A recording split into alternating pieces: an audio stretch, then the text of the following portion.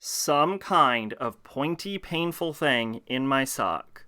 And it is stabbing me. Some kind of pointy, painful thing in my sock. What is this? And it is stabbing me. Some kind of pointy.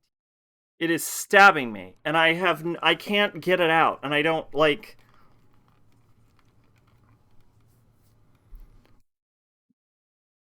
I have no idea what's causing it. I can't find it. I took my sock off. I flipped it inside. I flipped it outside.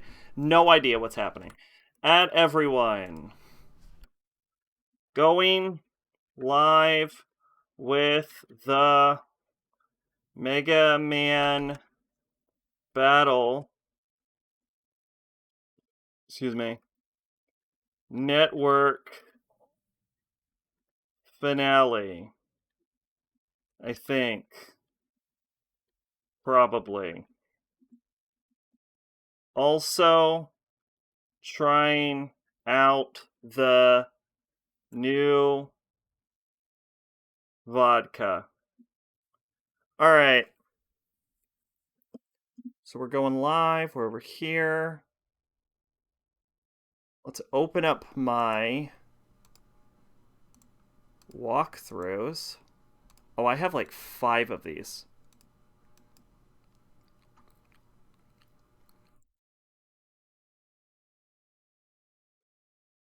Oh, no. All right. Boot this bitch up.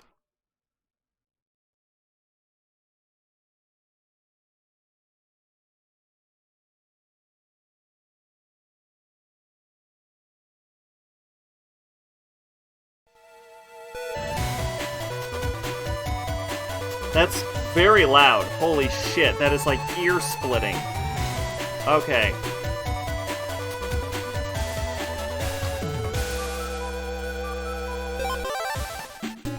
Alright, first off, what should we do about Shad? Want to go to the Scilab. Okay, gotta go to the Scilab to talk to Shad. Alright, so, here's what we got. First off, let me wet my whistle with some water.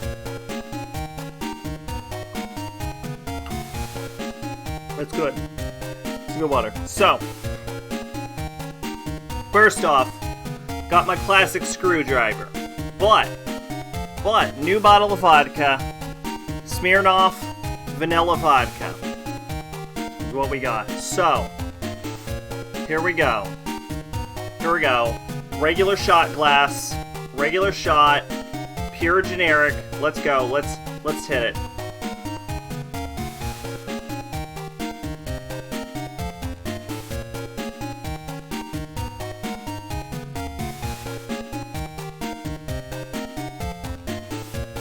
Huh.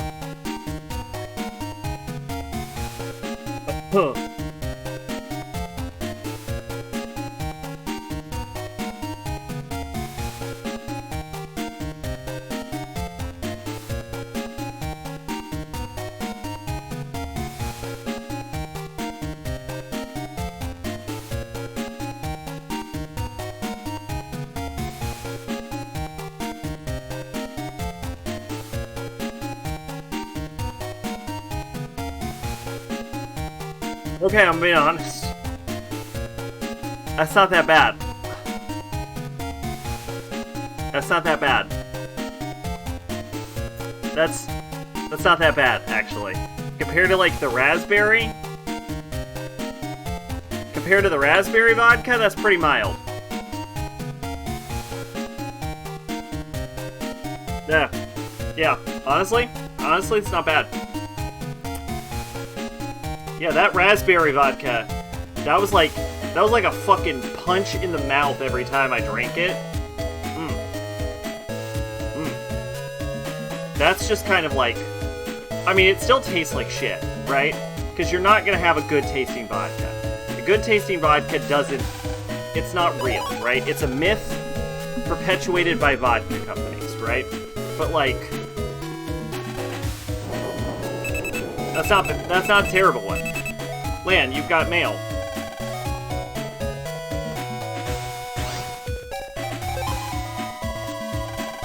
Battle ML. Aura virus. I ran into a virus with some kind of aura the other day. Damage less than the number it displays doesn't hurt it. It looks like you need real high-power chips for this guy. When it attacks, part of it comes outside the aura. Maybe aiming for that with a buster would work. Everybody, watch out. Good luck. Yeah, that was, yeah, it's not bad. It's honestly not bad. It's more mild than you'd expect. Like, all of the other reaction was just, like, normal vodka reaction, because it's a lot of alcohol, and your body doesn't want you drinking it, because it's like 40% alcohol, right? It's not for people. It's not meant to be... Hey, Bone. Yeah, it's not meant for people. How you doing tonight? What's going on? But yeah, no, vanilla vodka, pretty smooth, honestly. Pretty smooth.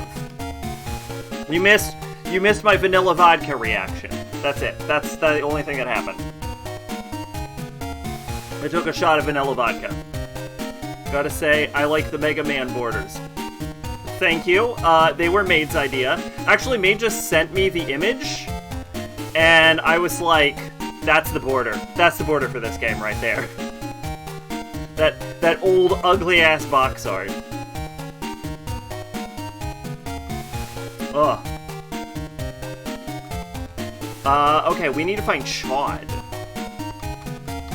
I made a... Yeah, it's loud. I made a steak today. I made a sirloin steak. I used a butter. I used a butter sear. I've never tried butter sear before. And what I've discovered is I was a little worried that I had undercooked it at one point. Like, at first I thought I might have overcooked it, but then I was worried I undercooked it, because I usually go for a medium, and it kind of came out as like a medium rare. It tasted pretty okay though, honestly. Don't want to hate on it, right? But what I will say is that, like, a sirloin is not a very good cut of meat. It's, like, very stringy, very low fat content. I wanted to save a few bucks, so I went with the sirloin over the T-bone. That was my mistake. I should have just spent the money on the T-bone. Lesson been learned, sirloin is terrible. Now I know. Okay, it's not terrible. I don't want to undersell the sirloin. Yeah, I wasn't terrible, but, like, it wasn't... it's not what you want with a steak, you know?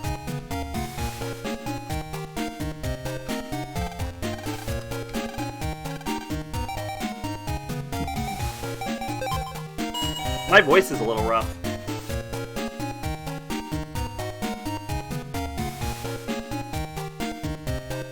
No idea why. I'm sure the alcohol will help.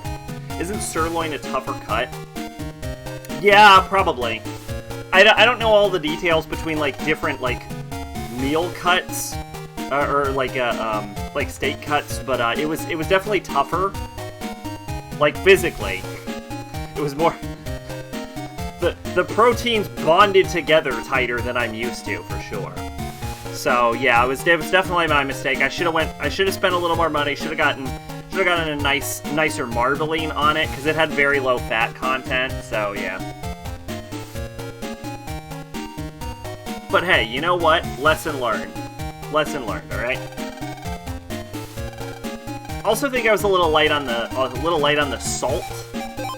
If I had to do it again, 1, I'd get the T-bone.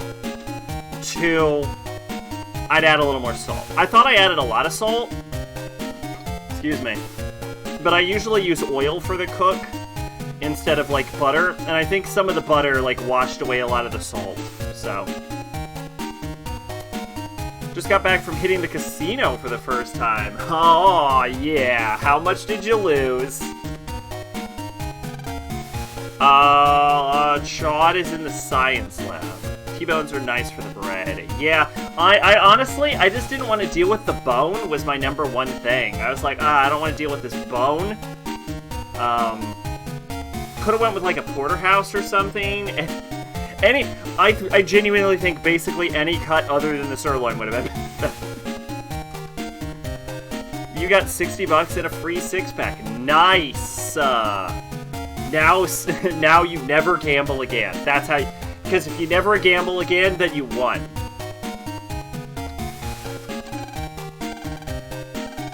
I don't think I've ever told this story on stream. I had a bet I made when I was like 8. And it was about when the Powerpuff Girls movie came out. Alright, I bet my stepdad. He bet every Pokemon card he had that the Powerpuff Girls came out, movie came out on, like, this specific date. And I bet that it came out on another date. And if I was wrong, I'd be grounded for a week. I won, for the record, never got the Pokemon cards, he did not pay up, but I did win, and because of that, I have never gambled since. That is a true story, because if I never gamble, then I have won. I won gambling. And that is a true story that I genuinely think I have never told on stream before. Maybe I did once.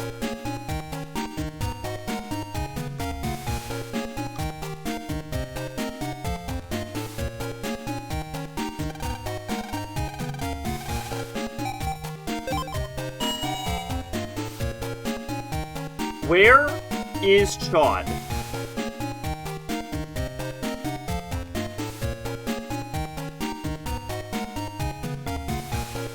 It was nice because as long as you were at a machine, waitresses bring you free beer and cocktails. Yes! They do that so that you keep gambling and losing money. But joke's on them, am I right?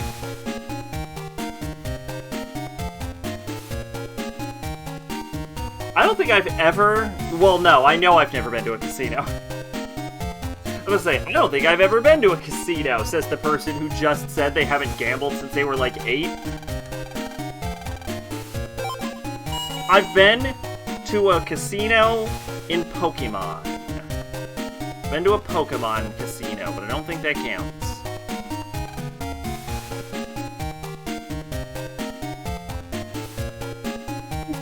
Look at Shad! I was spinning really slow and low and just counting the beers they handed you. So how drunk are you then, is the question.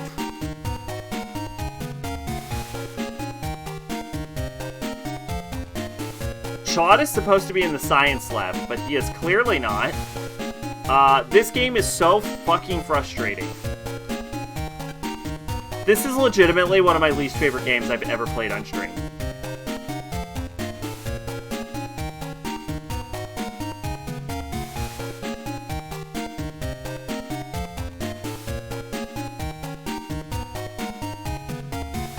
Not true drunk to walk to your room and pass out. Fair enough. Try to make sure you get plenty of water and don't sleep on your back.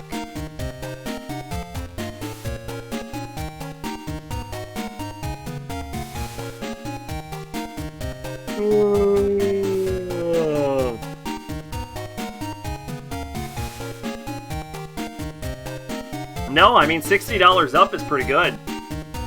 I'd be satisfied with that.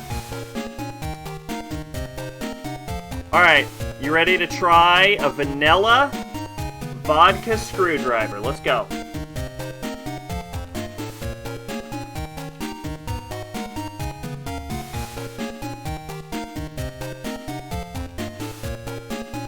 That does not mix together nearly as well as the raspberry did, though. So vanilla vodka has a better flavor when you're drinking it straight, but I think it cocktails worse. Not a fan.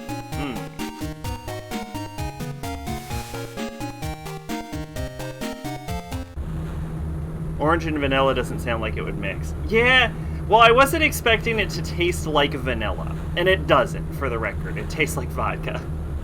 I was expecting the vodka to, like, vastly overpower the vanilla. Because, like, pure vanilla is basically the WWW schemes that get scary. I'm afraid that the endgame they've been plotting is close. Land, challenge Freud to a net battle? Sure, why not? I'll win with the help of my family's love and Iceman. But yeah, like, What was I even saying? Yeah, like, vanilla itself tastes pretty alcohol-y, so I was kind of counting on all of that. Like, I was counting on it tasting, like, very alcoholic. To try and create, like, a much more, like, neutral flavor, and it just did not work out.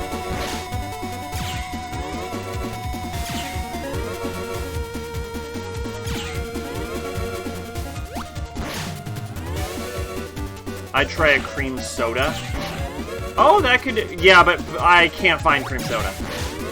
Cream soda cannot be purchased in any location in the world. I think the only place nearby that sells cream soda is, like, my local fish mart. And they do it by, like, glass bottle.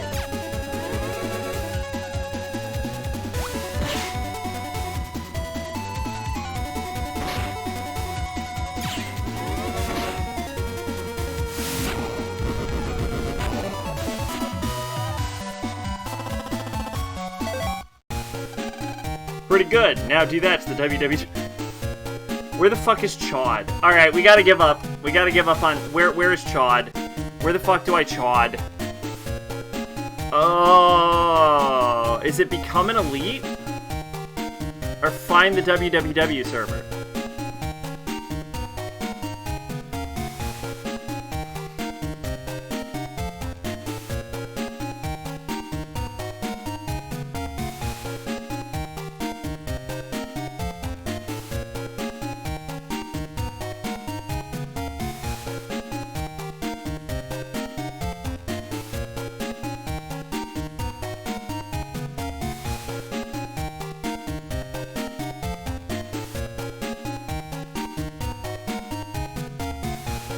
Waterworks Control Room, Waterworks Lobby, Breezeway Scilab Lobby.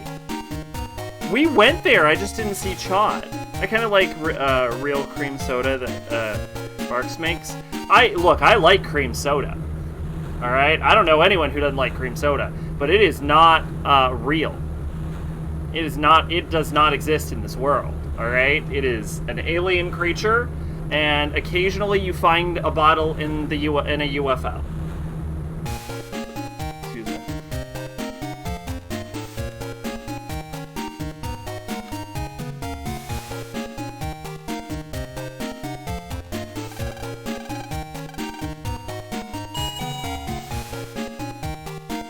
Supposedly, he's in the Scilab lobby. But this is the Scilab lobby.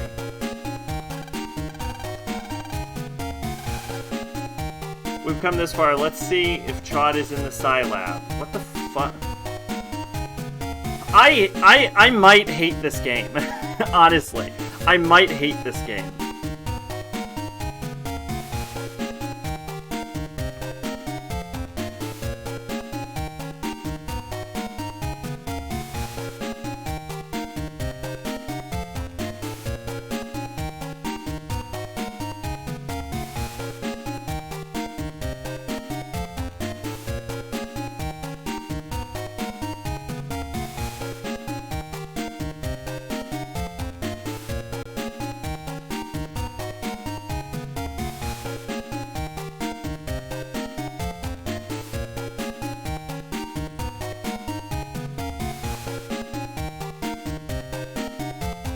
Like, so... They'll, like, give you a direction, and then you're just not allowed to. You're just not allowed to do it until you trigger some scene they don't tell you about.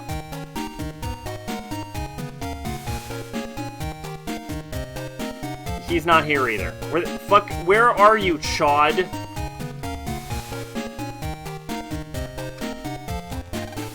My son asked me to look for a chip for him. A howitzer H. He said it's supposed to be pretty rare. It's not anywhere. I don't suppose you would have one. If you do, I'll give you this Buster Punch C for it. No. Ah, well, thanks anyway.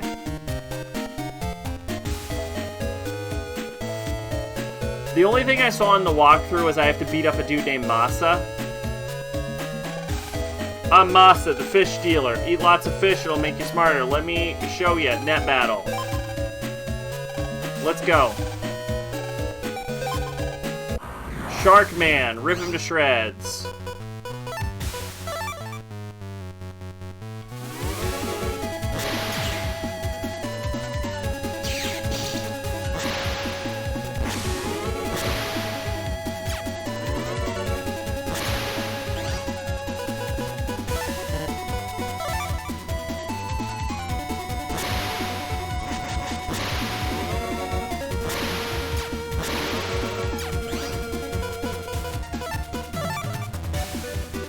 You know, a Guts Man would go real well right now. I bet a Guts Man would fucking demolish this guy.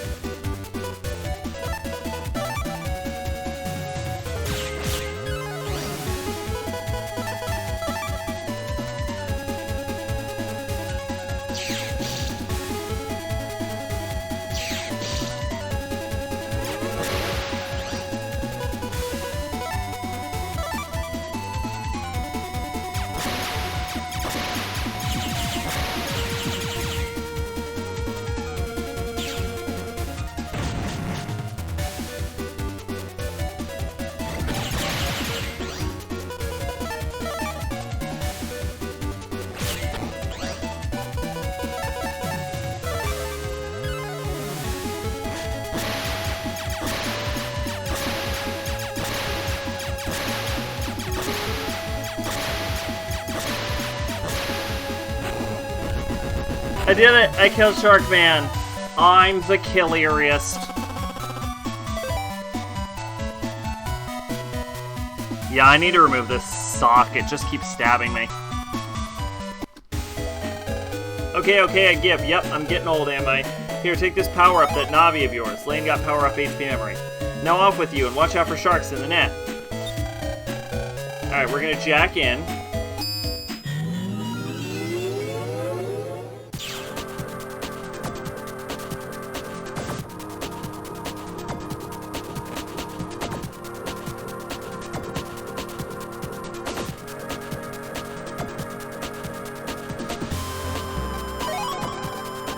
Okay, we got the Masa login information. Can't open that. I mean, we got the www. So I'm almost tempted to just try and break into www headquarters without Chad, but I think the game won't let me.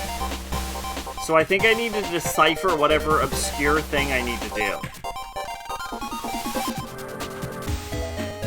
Now that we beat Masa,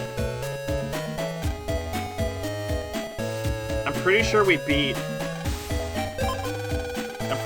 beat her also, but we might as well give it a shot.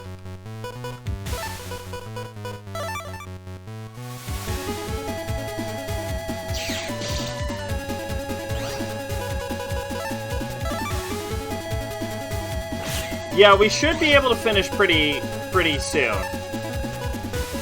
Welcome, mate. How are you doing tonight?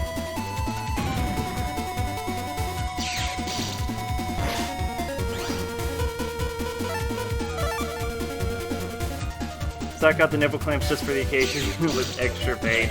Yeah, these ones have needles in them. For some nice needle play, which is a real thing. You can look it up.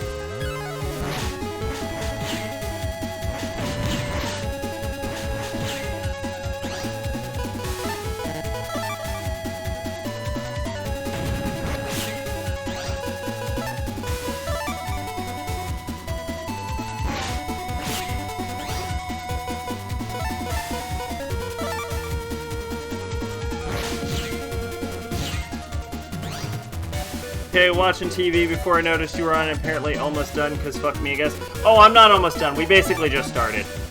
All you missed was I tried the first shot. Oops, I lost again. Protect nature. That's how I'm gonna finish sentences from now on. Oh no, I lost. Anyway, protect nature. I took my first shot of vanilla vodka. It went down smoother than the raspberry vodka. Not bad, not bad. It's still vodka, so it still kind of tastes like shit, but it went down pretty nice.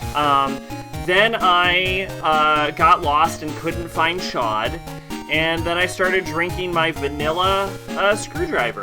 And yeah, the vanilla vodka doesn't mix well with the screwdriver, so I guess vanilla vodka is better by itself, but worse as a cocktail. Anyway, I still can't find Chod. The moral of the story is I can't fucking find Chod, alright? We've been here for however long we've been going, and I have failed to find Chod.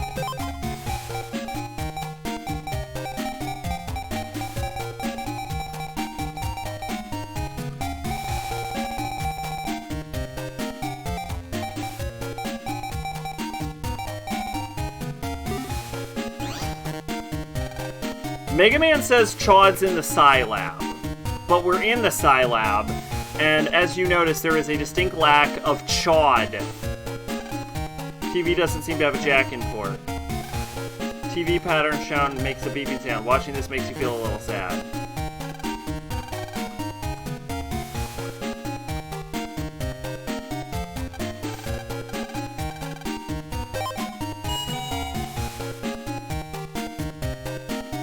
Anyway, yeah, that's all you missed. You didn't miss anything. Scilab Smock. What were you watching on TV? I haven't watched TV in forever. Used for jack-in tests. My favorite kind of tests. That locker is apparently full of instant dinners. Run the 1/2. Gotcha. I have been doing a little thing. I'm doing a little project. Spoilers. Spoilers for videos that won't come out until May. I've decided, now that I've watched over 1,000 anime, I've decided to go back and do something I normally don't do. I'm actually re-watching basically any series that is produced an anime scored 9 or higher, is what I'm doing. And I decided to start with Railgun. And gotta say, so far, Season 2 of Railgun, as good as I remember. Absolutely phenomenal. But the thing I always remember about Season 2 of Railgun is that the first 17 episodes are amazing, and then there is about, like, 5 episodes of anime-only content, and it is just hot garbage. It is just terrible. I remember it being so bad. So, we'll see. We'll see how it goes. Where the fuck is Chod?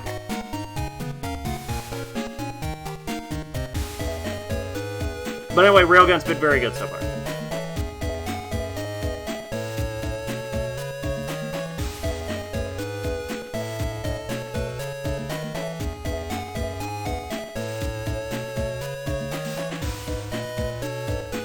I will not be watching Index, however, because I do like Index, but Index is not as good as Railgun.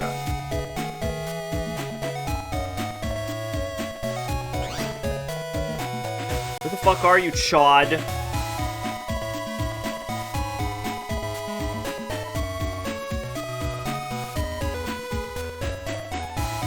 Okay. Coming elite. 3 AMLs, read AMLs. Talk to your mom. No, we already did this. Oh, we already did become an elite. You get an email from your dad. Head to where Sal and Masal are. Challenge Sal to a net battle.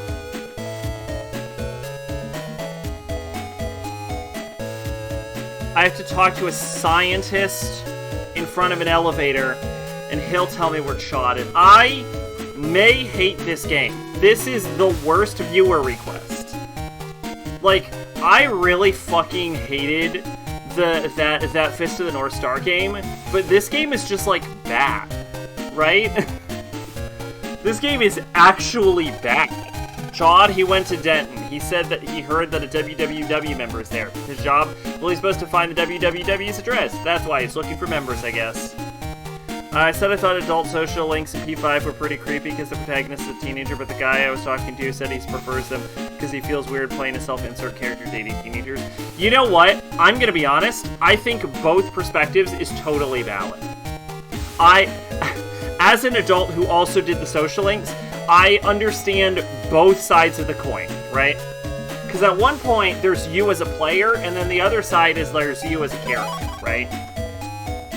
And I understand where the conflict goes, so I can't disagree with either of you. Do you cry about every guy you kill in a video game? You know what? Maybe.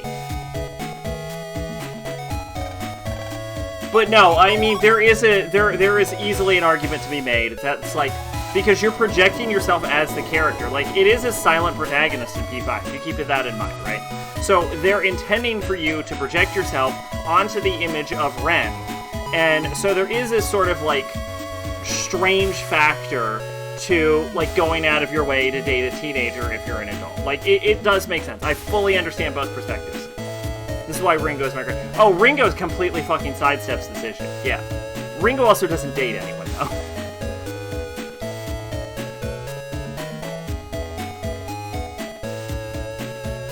So yeah, I can't fault either point of view.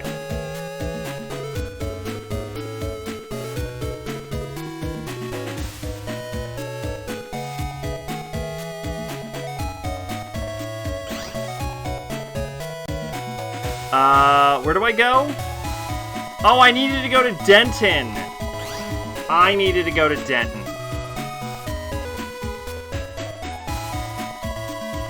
For the record, it's Dentown, but Denton sounds so much better as a city name. Excuse me.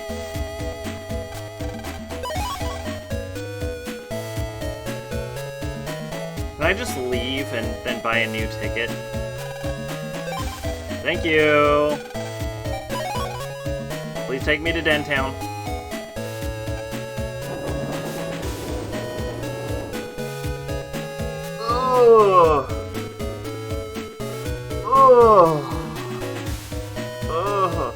I had a third thing to talk about. Oh, I have a funny anecdote. So, spoilers, I have a little new show coming on, right?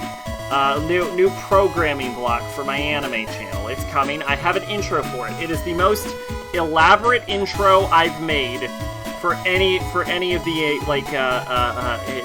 any of the anime block. Actually, it's the only intro I've made, so it's de facto the most elaborate, right? Anyway, I made it, and then I've been sitting on this for a few days. I realized there was like a minor improvement I could make, and I made exactly one video using it already. You will not see these videos until May, right? But because I have the shit backlogged. But so I decided that there was like a minor tweak I could make to it. And so I go into my editing program, and I go to try to make the tweak, and it goes totally fine. I make the tweak, zero issue. But I decide, when I'm rendering the video, when I'm rendering the new intro, I should say, right? Because I have a video clip for the intro, and then I make the video.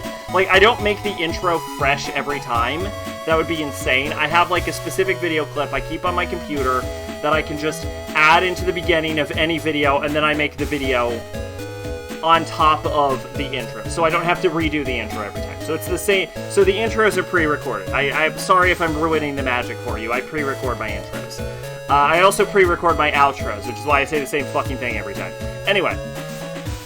So I'm like, I don't need the old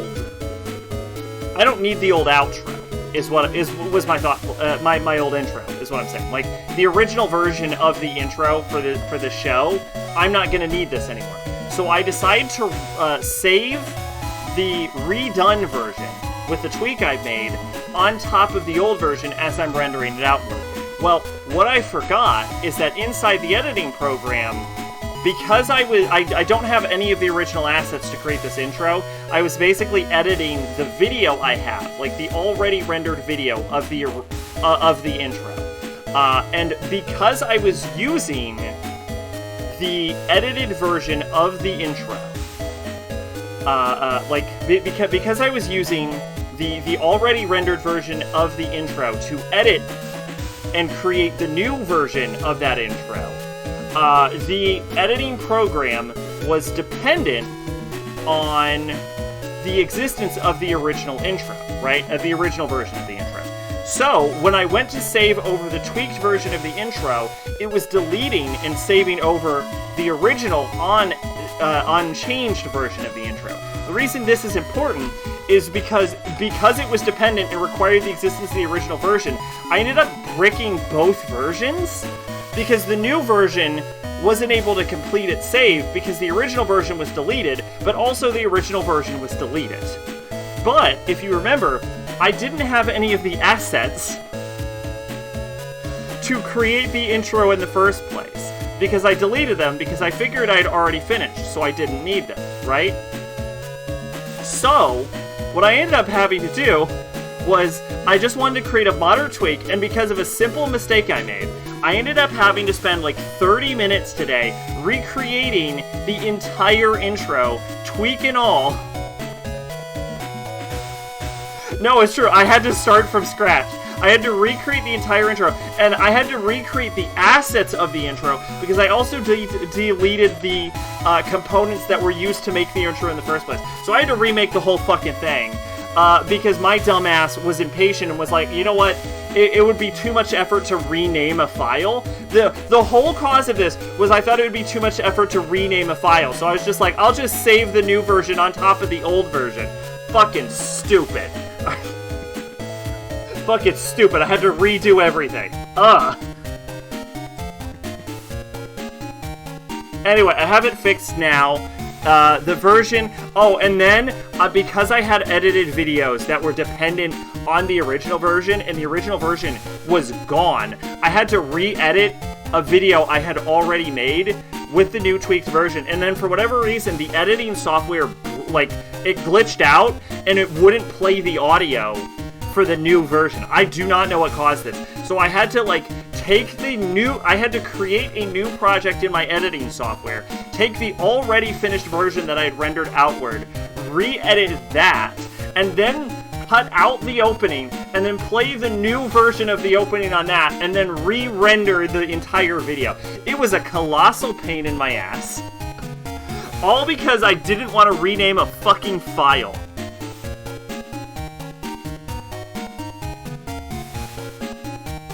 And that's my story. I think those were all my stories.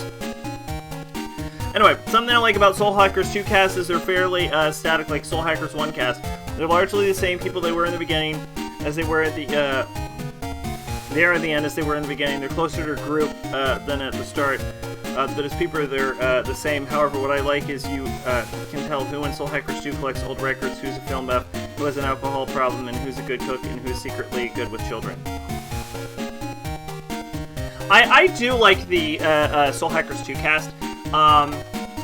It's quiz time. Time to see if you've been paying attention. Answer 5 of my questions and win a prize. Want to try? No. See ya. No, I don't want to try. What was I gonna say? Yeah, I do like the Soul Hackers 2 cast. I'll say that. Has nothing to do with how hard I fucked up my intros, but anyway, it's all fixed. The new programming block will be out sometime in May, probably. Look forward to that. The way I have it planned is, it'll come out shortly after the Water episode on Queensblade.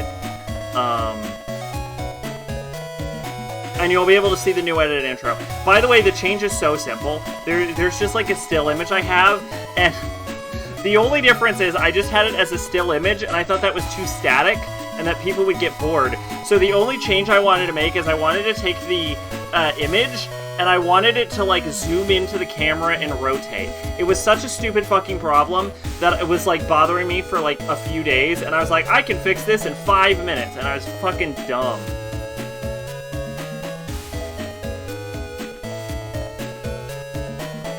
Jill and Leighton are finally in a thing together for like the first time ever, and it's in a CG animated movie. Oh, they made like a movie. They made a Resident Evil movie. I found Chad! I found Chad! Chad! Chad! Chad! Chad!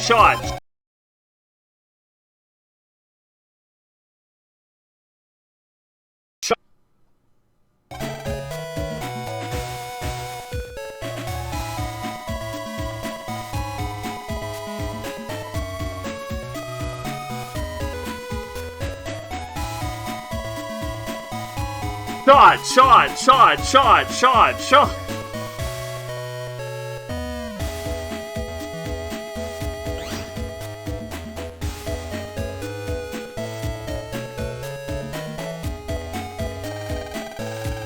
They made a few, and unfortunately I've seen all of them. Check my mouth for that. I have seen none of them, because every time I hear they're terrible. Although one of them is halfway interesting to me, just because I've seen Ada's design in it, and whoo-hoo! You know what I'm saying? If you're a WWW member, then you should, then you know about the Undernet. Tell me now. I said I don't know anything about the WWW. Grr, another false lead. How will I get into the Undernet? Huh? You again? I'm busy here. Leave me alone. Didn't you, like, contact me? What's your problem? I heard you were having problems, so I just came to help. Why would I ever need your help? Out of my way. What a jerk. Hey, Lan. Yeah? Excuse me. I don't want to help Shaw, but we have to stop the endgame. I very specifically would like to prevent the end of the world. Mega Man, let's try to find the WWW server's address. Okay, first we need to get into the internet. Shaw just said that any WWW member should know. Nobody as cute as I could ever be in the WWW. That's very true. Cute girls cannot be in the WWW. The weirdest one is Biohazard 4 Incubate, which is a movie of RE4. Okay, talk to Higsby. Alright, easy. It'd be really cool if the game had fast travel, but you know what we're dealing with. Unfortunately, we have to now navigate Denton. And I'm gonna be totally honest, I don't know where I am.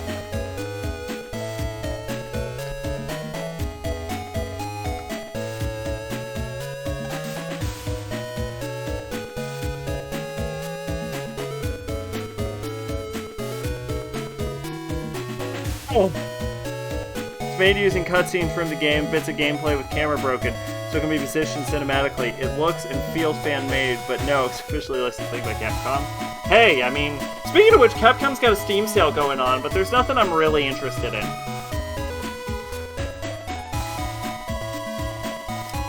Like, the biggest thing they have, I think, is, I think Devil May Cry... I think Devil May Cry's on sale, and I think Monster Hunter's on sale. But I'm still thinking I'm gonna hold off on that, because I'm still, like, invested in Zestria, and there's still other games that are, like, higher on my priority list right now. Because that new Fire Emblem game is, like, $100. So that's probably gonna be the next game I'm gonna get.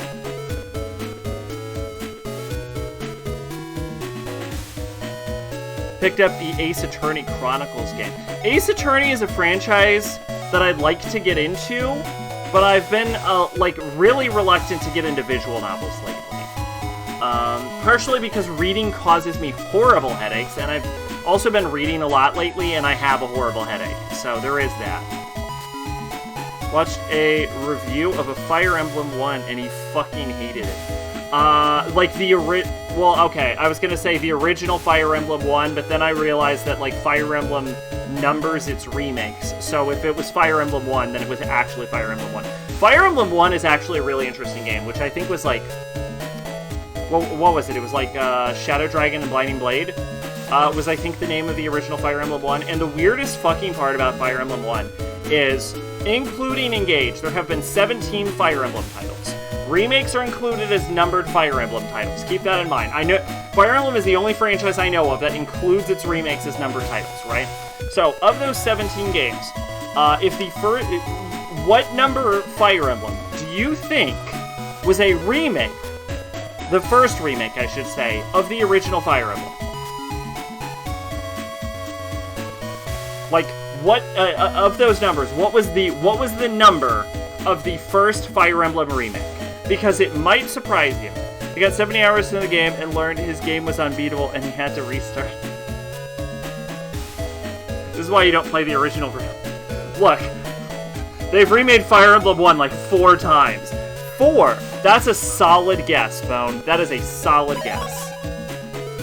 You're closer than you might think you are.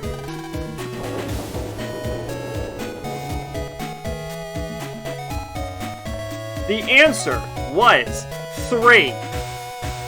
3 was the remake of the first game, if you can fucking believe that. They made a sequel to They made Fire Emblem 1, a sequel to Fire Emblem 1, and then they remade Fire Emblem 1! Oh, and then I think it's also like a game 11 and then like game like 14 or some shit like that. But because they've remade Fire Emblem 1 like 100 times. But it's hilarious. I've never seen a video game franchise remake its first entry so quickly. And this wasn't like this wasn't even like when remakes were like a thing. Like this was like in the 90s. Right? Because I think the Fire Emblem 1 came out in, like, the 90s. It's crazy. Fire Emblem is a fucking weird series. Anyway, yeah, I want to get engaged. I'm not a big fan of... It got censored with a chainsaw.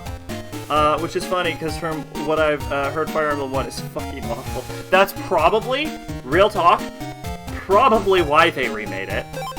Awakening was your first Fire Emblem. Yeah, I'm holding off on Awakening, because Awakening is, I think, the latest in the Thracia, is the world called Thracia?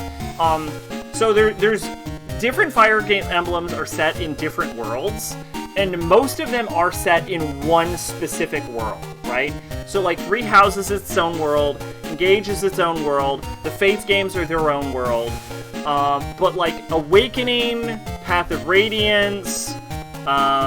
the original Fire Emblem, like, 2, like, Mystery of the Emblem, all that shit is in, like, one world. So, like, there are, like, 7 Fire Emblem games, minus remakes, that are set in one world, and then a bunch of other Fire Emblem games are just set in their own unique setting. And Awakening is, I believe, the last in the timeline that is set in the, like, main Fire Emblem universe. So I'm kind of holding off on Awakening, just because I want to play through all of the versions of the Fire Emblem, like, franchise, sort of in order, but I'm going to be playing the remakes, because, yeah, as I have heard, Fire Emblem 1 is fucking not... Like, I'd rather play Shadow Dragon, which I think is Japanese only, but I'll figure it out. I'd rather play, like, Shadow Dragon and then, like, New Mystery of the Emblem, and then I would go into the remake of 2, which was Fire Emblem Gaiden. The Fire Emblem 2 is Fire Emblem Gaiden, but they remade it to Shadows of Valentia, which is like a 3DS game. So I would rather do like Shadow Dragon, then go to New Mystery of the Emblem, and then go into Shadows of Valentia, which would be Fire Emblem 1 and 2.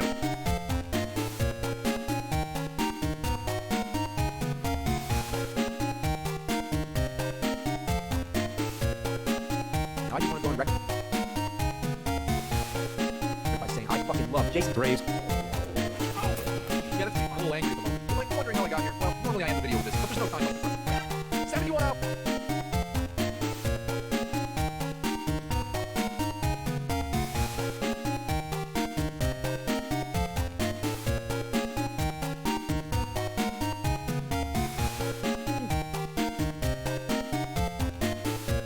Fuck Red Bull. Alright, so, we all know, speaking of Red Bull, I got drugged into the game through also the social links. Oh, Persona? Oh, no, Awakening. You're talking about supports. One-turn use of sword with the B button. Yo!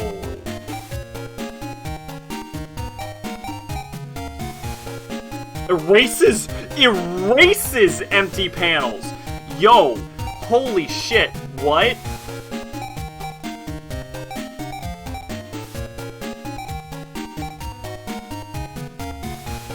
Anyway, we all know I'm a big Monster fan, okay? That's not a secret. Everyone knows I like Monster, okay? Here's the thing I'm gonna say about Monster, right? Is I like Monster. It tastes like shit. It's definitely acquired flavor, just like beer. Alright? Here's another thing I'm gonna say.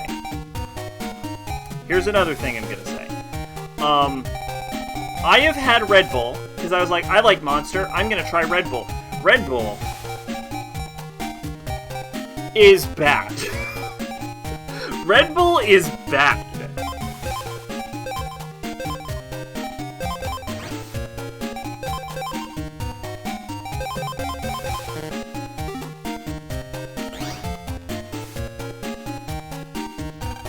Yeah, wanna, inside the internet, huh? Okay, huh? Thanks to you, I got out of the WWW, huh? So, thank you, I'll get you into the internet. Clink, clank, clink, beep. I sent the codes to your PET, huh? Land got Hig memo. Go towards Denton, in the net, huh? The access point's there. Use the code on that memo, huh? That'll get you in, huh?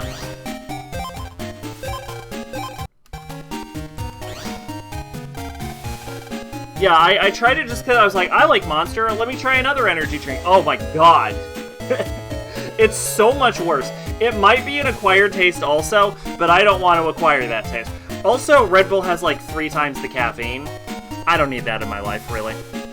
The most real shit he says is that in the review, when I play Fire Emblem, I skip all the cutscenes. I don't want to read the character. I don't read in character interactions, but for this review, I decided I'll follow the story, and this shit puts me to sleep. Accurate with Fire Emblem. Except for Path of Radiance, the one time they had an actually good story. I like the characters and story in Fire Emblem. So, Fates is a little rough. Fates is a little rough. I don't want to call it bad. I don't want to call it bad because I think that's too much for. I think it's too much to call it bad for Fates, right? But what I will say is, well, let me think about it. You have to. I'm a little out of streaming practice, okay? Characters, yeah, like Awakening Story is kind of not great with the cast, is great.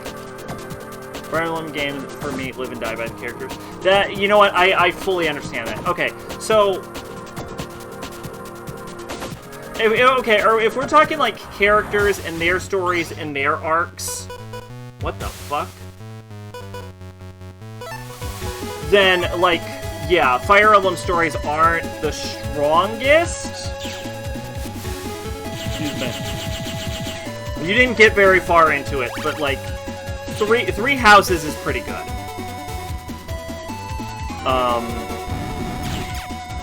But that's about it. Like, Fates' story is kind of dumb. Honestly, in places, even Three Houses' story is kind of dumb, so...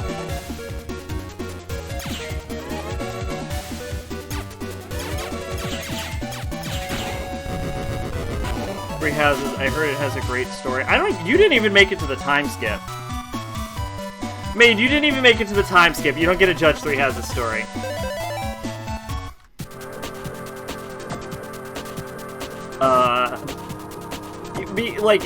I think there is a lot to say about Three Houses, because it's one of those games, like New Vegas, where people will still decide, like, who was right. Like, it's a game that, like, creates a discussion in, like, politics and, like, the meanings of war and stuff like that. Like, there's a lot to be said about a game that can, like, create such a hard-line discussion. Like, most games can't do what Three Houses did. And like I said, the only other game I could compare it to in that regard is, like, New Vegas. I guess Who the Big Bad Motherfucker was purely off of the voice. It's not a big secret. The game does not care, if you know. Also, no, you didn't.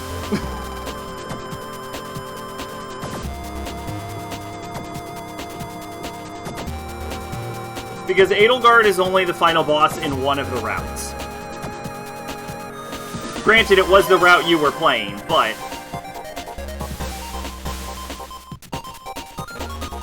but I would hardly... Here's the thing. In the Blue Lions route, right? Like... is really the route with the worst possible ending for the world at large. Like, Fodlan is fucked in Blue Lions because they don't defeat Agartha, and Dimitri is, like, clearly schizophrenic, right?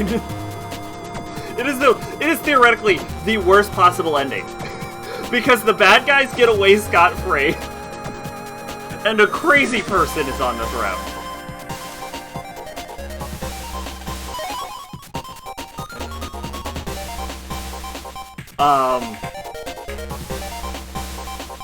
But no, you also you did the only route I don't like in the entire game.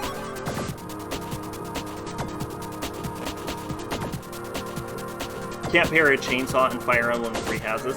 I'm not sure if that's true. You might be surprised where Three Houses goes, actually.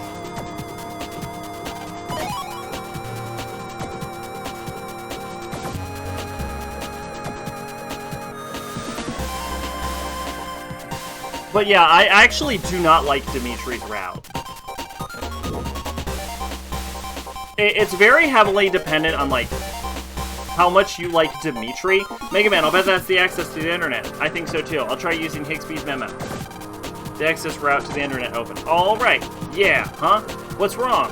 Plan, it's a virus, and a big one at that. Oh man, this could be bad. Well, only one thing to do now. Battle routine. Set.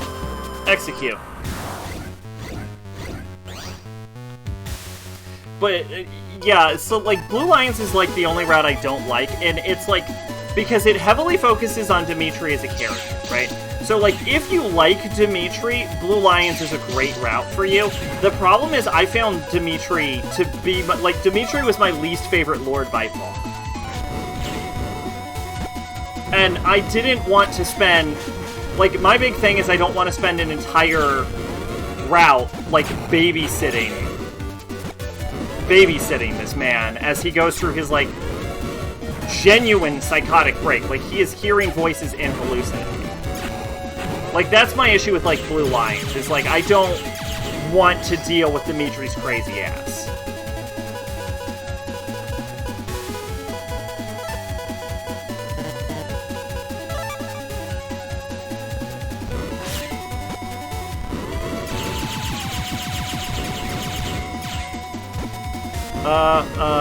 Then, talking what you know about this, from this parashow's relationship we have, what about how Three Houses doesn't click with me? Like, I mean, I could tell you what I didn't like, but I'm curious why you think I was so resistant to it. From what I understand, you're not really big on, like, time management aspects. Like, I think the problem with Three Houses is I think it's just not the type of game for you. Like, I think it's purely a personal preference thing.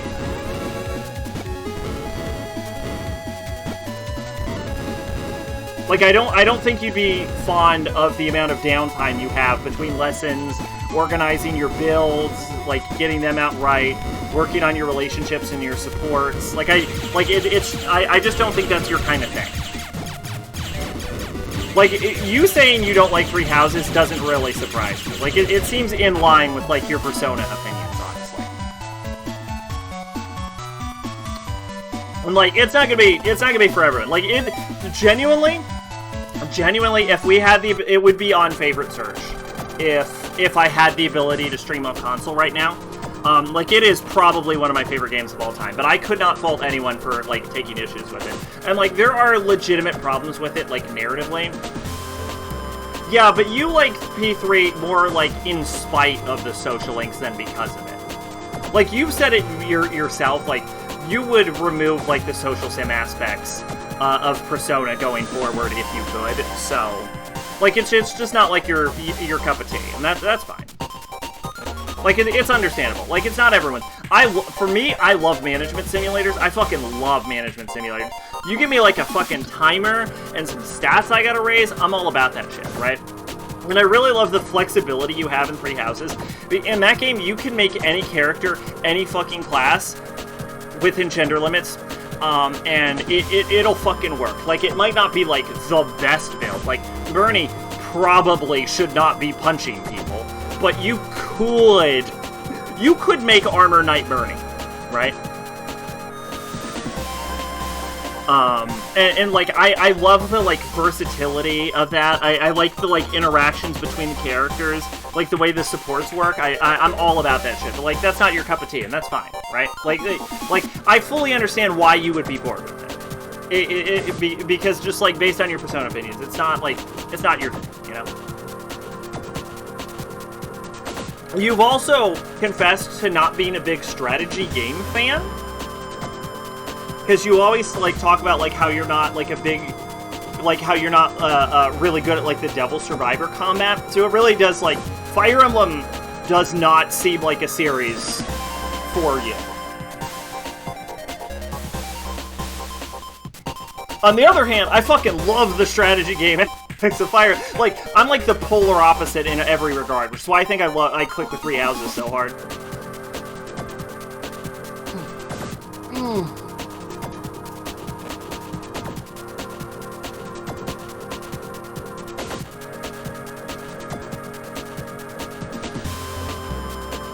Oh boy, there we go. Lan, I made it into the Undernet. Looks like you got some mail. Lan, I did it.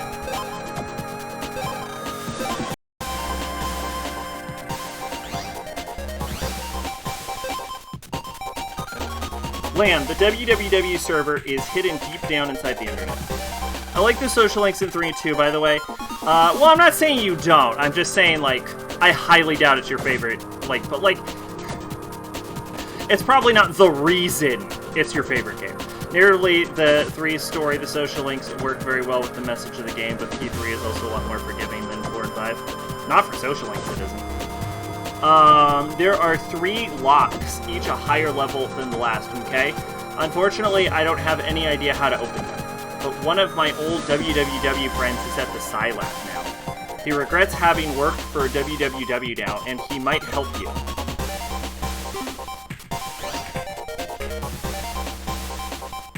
Three, I never got the feeling I get in 4 and 5 that I won't finish everything I want to do.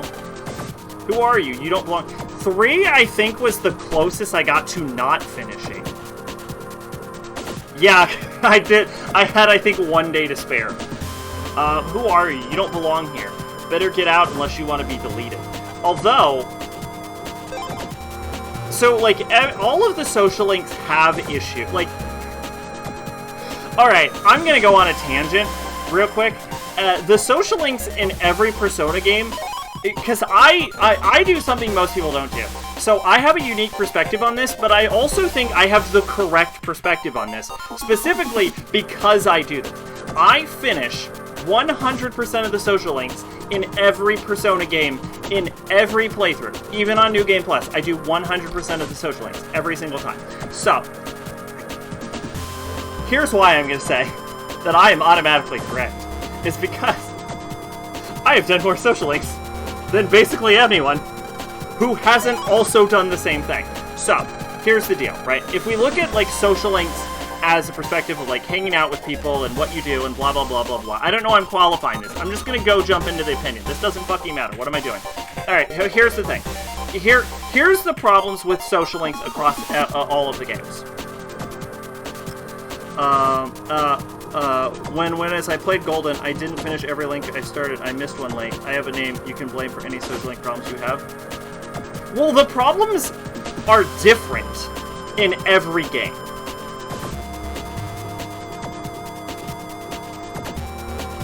So, in P3, which I think is the most forgivable one because it introduced social link,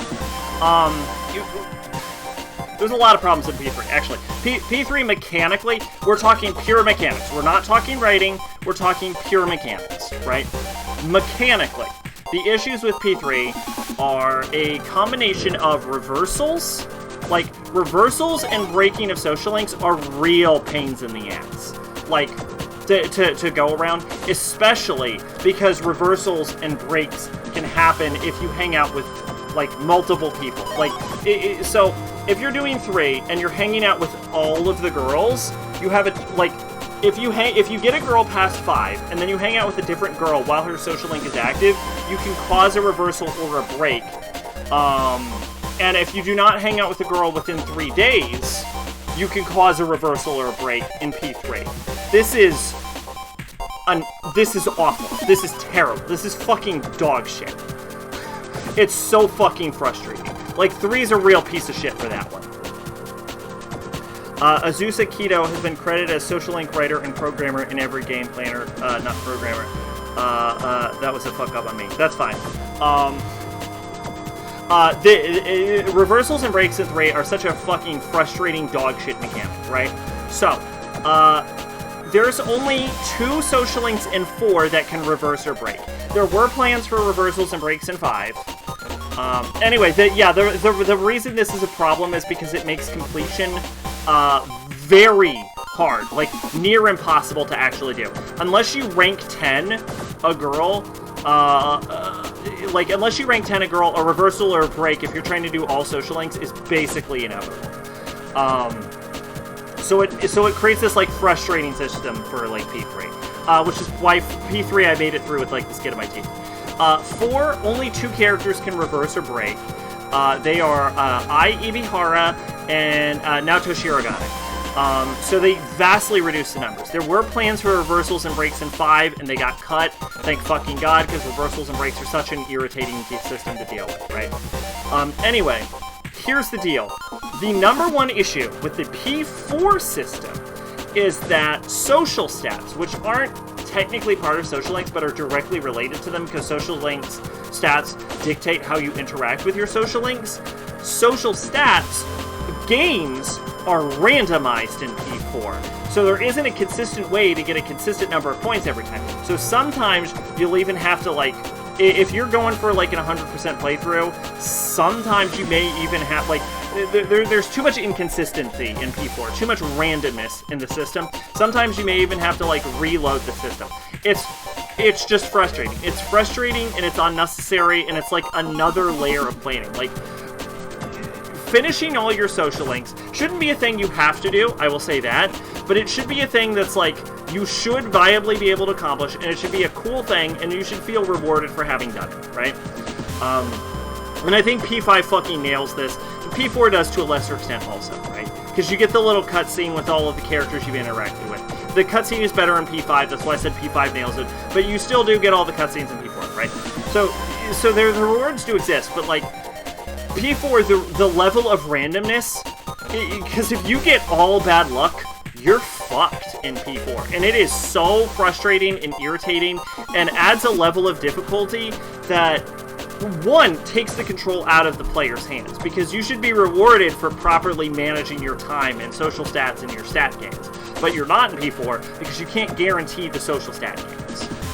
So randomized stat gains in P4 is awful. It's fucking terrible. It's dog shit, alright? They have said that they never intended for people to do all the social links in 3. Reversals and breaks are pretty common in dating sims, so that's the thing they lifted from dating sims. That's why I actually say I think 3 is the most forgivable in this situation, because 3 was the first one. They were still learning, right? Now P5 fixes randomized stat gains for the most part. The only example of a randomized stat gain I can think of is proficiency gains for lockpicks, because that is randomized. However, proficiency gains for lockpicks are something you can largely ignore, because at least in, like, even in Royal, there's enough extra days of time that even with the difference in proficiency gain differences, you should still be able to max all your social links in 5. Like, 5 has accounted for randomized stat gains for proficiency, and lockpicks are the only randomized proficiency game that I can think of in 5. So 5 has largely solved that problem. The problem with 5 is that in every Persona game, if you're trying to do all of your social links, you're going to need to minimize your time in dungeons. And P5 has a secondary dungeon, just like P3 does, in Mementos. And you're going to want to minimize your time in Mementos. You're also going to want to get Kawakami Social Link so you can spend your night block, because otherwise you're too tired to spend your night block anywhere but home without the Kawakami Special Massage you get at Kawakami's Rank 10. So, the issue with P5 Social Links mechanically are that a lot of social links are dependent on a special side quest that you unlock at around rank 7 through 8 through 9, usually around rank 8 for the social links. And you are incapable of progressing until you do these memento side quests.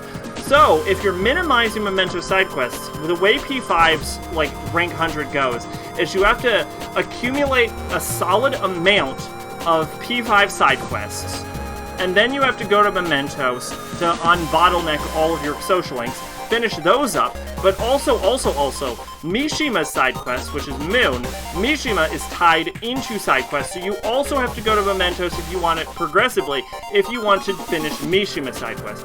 So, there's too much dungeoning involved in P5 side quests that does not need to be there. It is not fun. No one enjoys going to... Look, here's the thing. I love P5, right? It's one of my favorite games of all time. No one enjoys going into mementos and fighting a random fucking enemy. No one likes that. That's no one's favorite part of the game. If you ask people what their favorite part of P5's game is, no one says, I love getting my social links bottlenecked, going into mementos, and fighting a random fucking enemy so I can then go back out and finish my social link. No one will say that. Ever. On the planet. That game has sold like 6-7 million copies. No one is ever going to say that. Alright?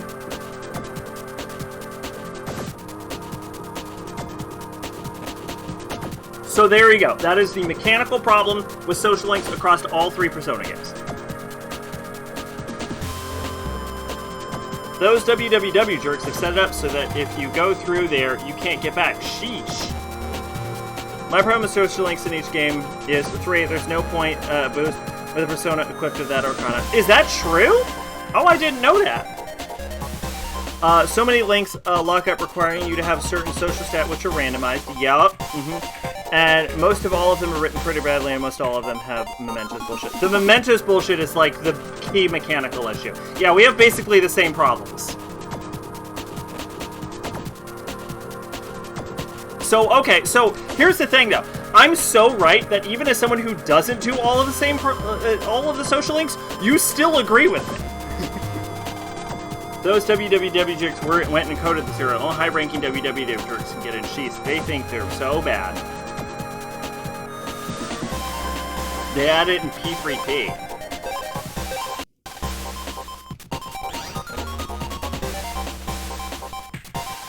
The www server, it's not here. If that's what you're looking for, you should go back.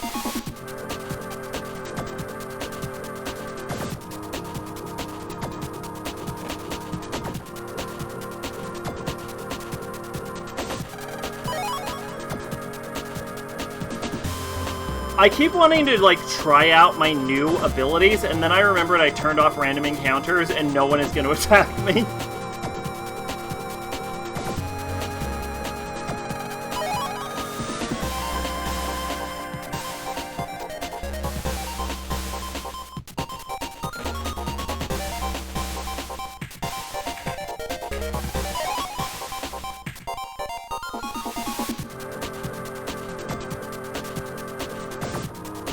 I wonder what the P6 problem will be. Because you know there's going to be one. Being able to move on to areas from here depends on how well you fight. Best not to show your back to the enemy around here. I don't see it being a problem.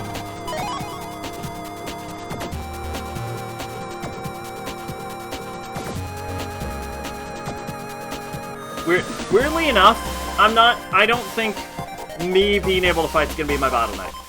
Hey kid, want to see my stash? Yes! Oh hell yeah! HP memory. HP memory. HP memory. HP memory. Power up. Aqua armor. Longsword. Longsword. Longsword?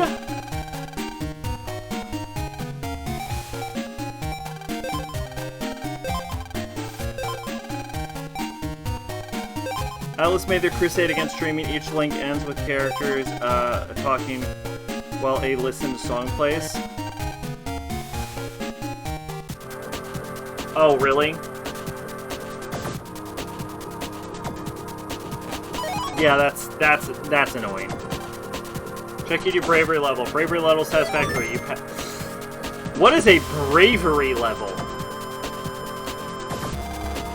Here the results are more important than the battle. Gotta get as many as you can.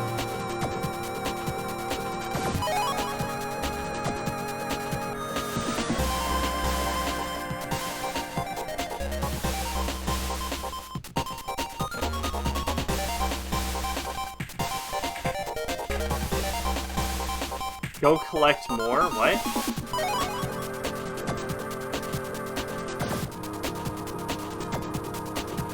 Oh, I hope I don't need to turn battles on.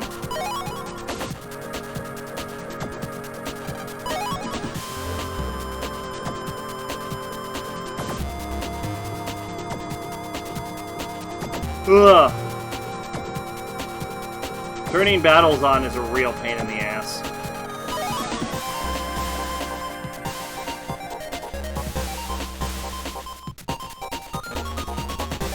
License. Oh, that's what P6 will do. I'll tell you I want, though, and there's a slim chance, but I can still have hope. Okay.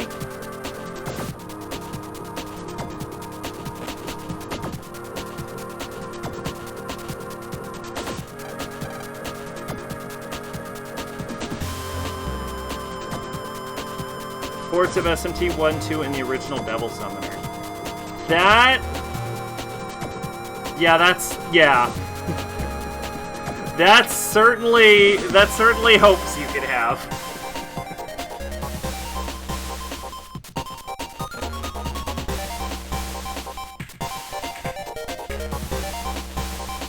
Ooh.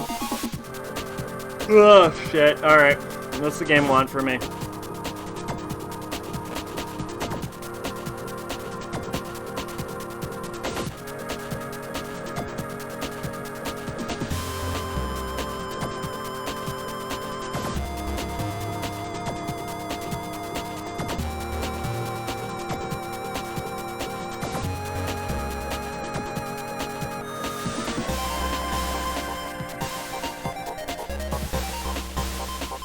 I don't see the first Devil Summoner happening either, just because of the sales of Soul Hackers. Like, Soul Hackers didn't do very well. I'm out of stuff. Scram.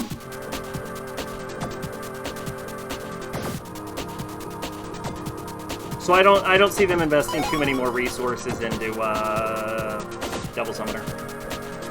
Atlas pulled people on ports to remake Soul Hackers with Season 1 high list. Oh, really? Oh, maybe then.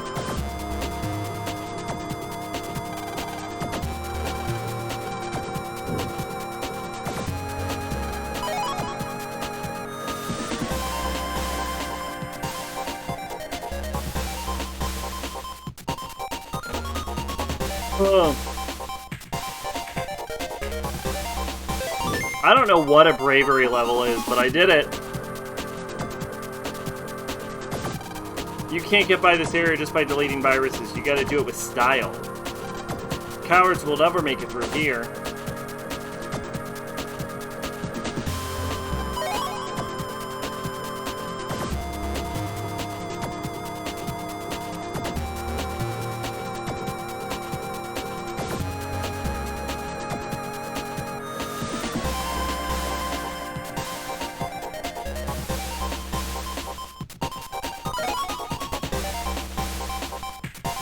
I don't know about now, but if you look at old school Japanese forums about SMT3s, you will complaining saying they missed the days of Devil Summoner. They were changed by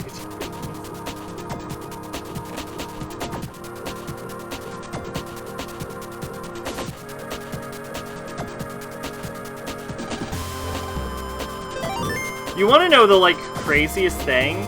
Is, despite the glitches, the new Pokemon, decently well regarded. You can't go on from here. Play around as much as you like, though.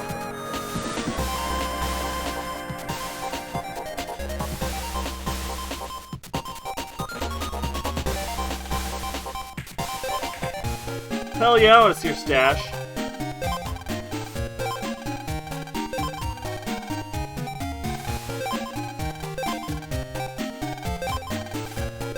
Honestly, though, as far as Pokemon games go, I thought the new... I thought, like, I thought Scarlet and Violet were pretty mediocre.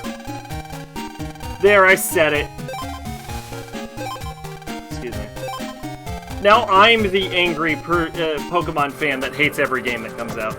Speaking of which, say I'm right about P6 and it ends up like FF8 where the hype is this big. Nothing can deliver. What does Atlas do next? Ooh. Okay, what should they do next? Okay, here's the thing, right? It depends on amount of... It depends on what the profit is, right? Like, how much did they spend versus how much did they make, right? Atlas probably cannot afford a failure. That's dumb. Of course Atlas can't afford a failure. In the modern day, no video game company can afford a failure. Okay, Atlas cannot afford a failure. I cannot imagine a failure, though. Like, I genuinely cannot imagine they don't... Yeah, I can't imagine a failure.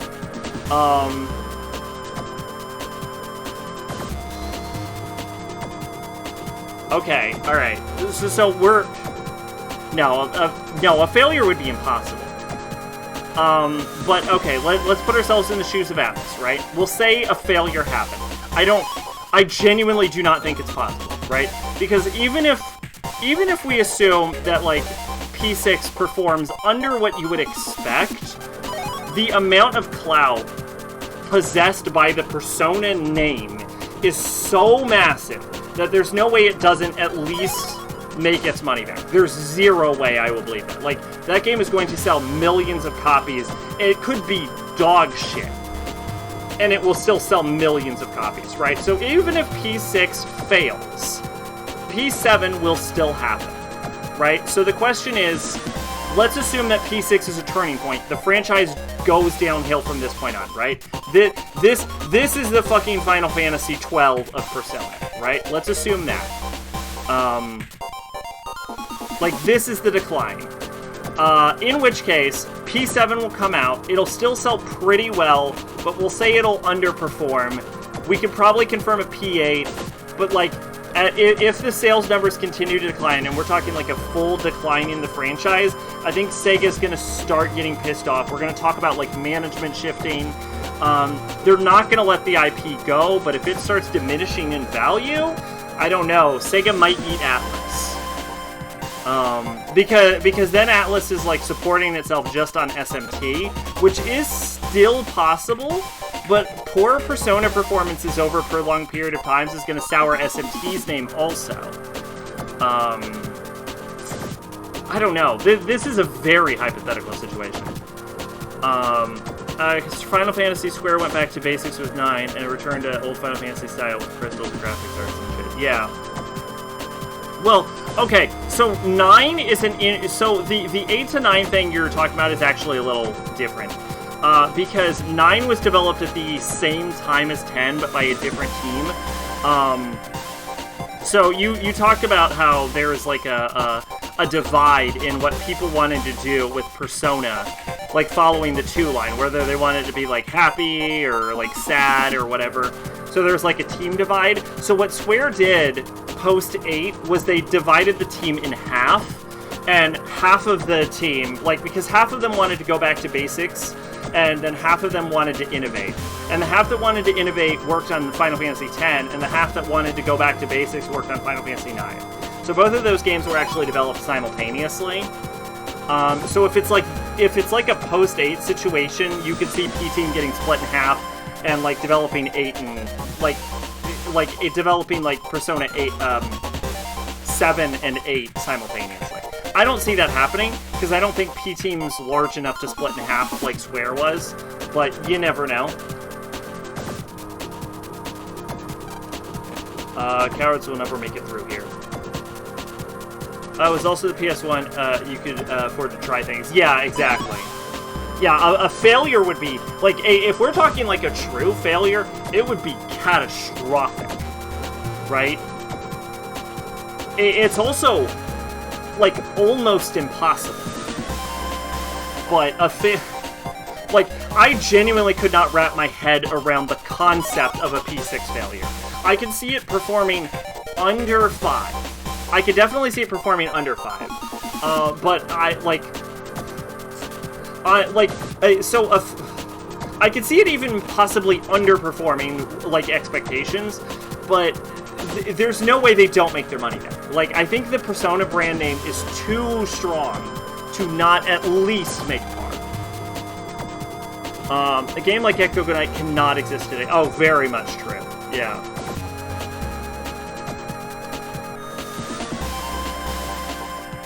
Yeah, like, honestly, I think part of the problem is like a P6 failure is like so unthinkable that I don't even know what I would do.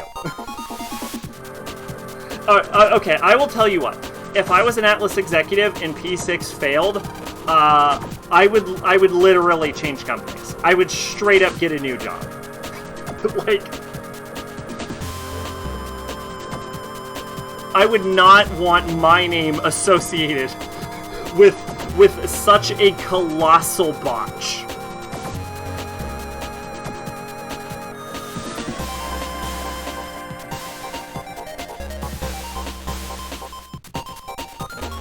You pull a Hideaki Atsuno. Yeah, I would be fucking gone.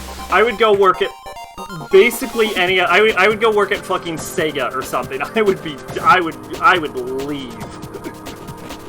I'm like, you know, no wait, Atlas is owned by Sega. I would go work at Capcom. I would fucking jet.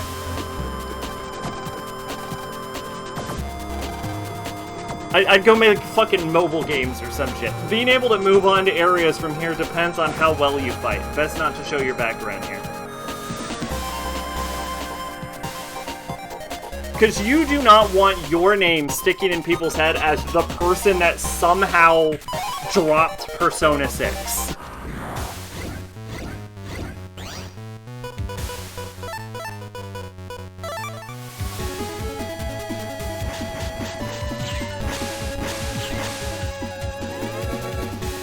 After DMC, Itsuno told Capcom he was quitting, and they freaked the fuck out and begged him, and that's why DMC 5 was made, because they asked what they could do to keep him there.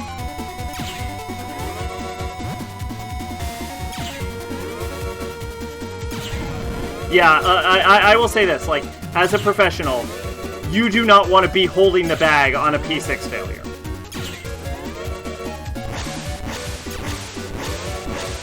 I could see a world where P6 underperforms, like DMC 4, notorious, like DMC 4, the real one, right? Underperformed, which is to say, I think it sold a lot of copies. It sold like 5 million or something. Like, it sold a shit ton. No, it sold like 1 million. It sold millions of copies, right? DMC 4 did, but like Capcom wanted an insane number of sales, like an unprecedented, impossible amount of sales for DMC4, and that's why it was considered a failure by Capcom, because the amount of numbers they were expecting was never, like, I think it was more than every other DMC game ever made. Like, like, combined. Like, it was impossible. Like, the sales they wanted for DMC4 was never gonna fucking happen. And so despite the fact that DMC4 sold well, they wanted, like, they were provided, like, the moon, and they wanted the fucking sun. Like, they're like, you didn't sell 30 billion copies, and they're like, there aren't that many people in the world, and Capcom's like, yeah, but we were looking for 30 billion. And so that's why DMC4 was considered, like, a failure. Like, I could see that for Persona 6. Like, that, I think, is reasonable. Like, Atlas being like, yeah, we're in the market for, like, 20 billion sales, and then they only get, like, 10 billion. I'm saying billion, I mean million. Like, I could see Atlas, like, being like, yeah, we want, like, 20 million, but they only get 10. I could see that happening. Like, that's reasonable, right? Like, an underperformance. Going under expectations, I could definitely see as a possibility for Persona 6, but like an outright failure, like zero, like negative profit, like they lose money, unfathomable. Like, they would, in order to, like, drop the ball so hard they negative profit in Persona 6, they would have to change genres. It would have to become a first-person shooter. Like, they would have to take the fan base they have now and throw it in a dumpster.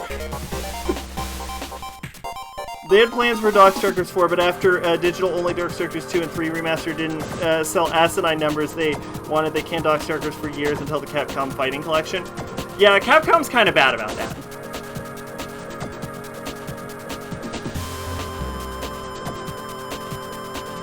Yeah, no, like, the real sad part is, like, DMC4 sold well, it just didn't sell an impossible amount. Like, it didn't, like, move 3 warehouses.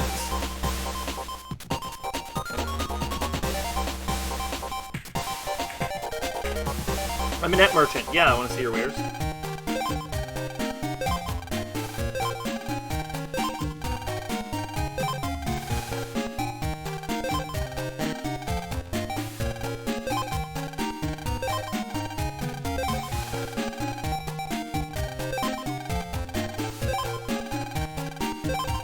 Anyway, as for...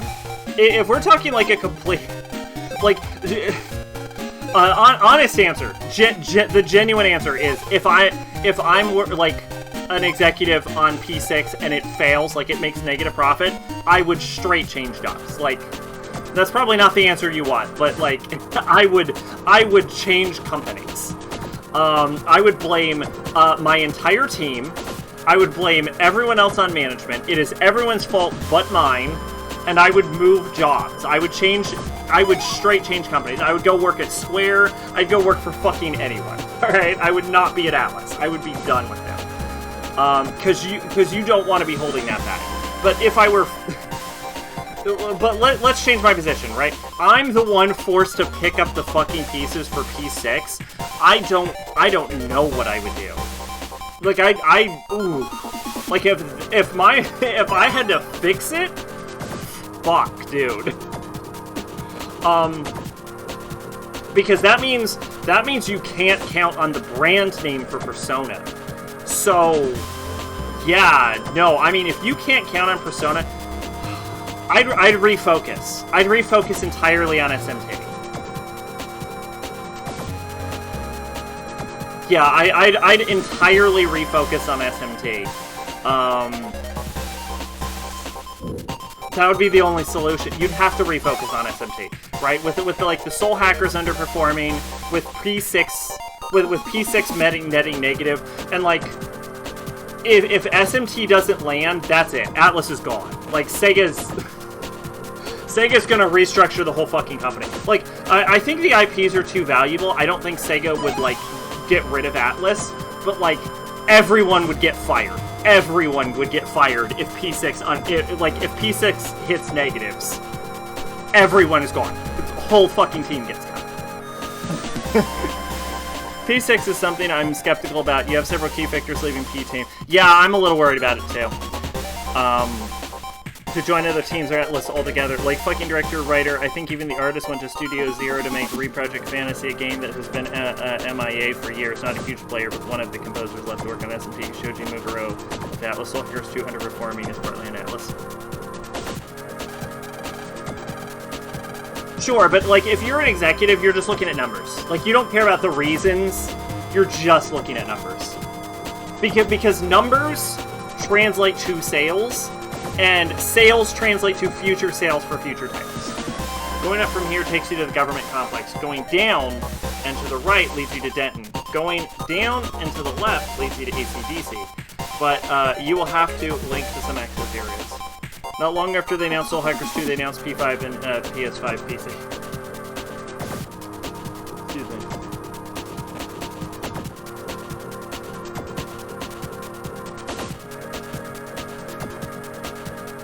Yeah, if you're an executive, you don't it doesn't super matter, right? Because you don't care, like you care about performance, you care about the numbers, you don't necessarily care what contributed to the performance. Like the fact is someone failed and you lost money because of it, or at least potential money. Atlas fucking over their own games is also not common. Open Sphere was released right before P3.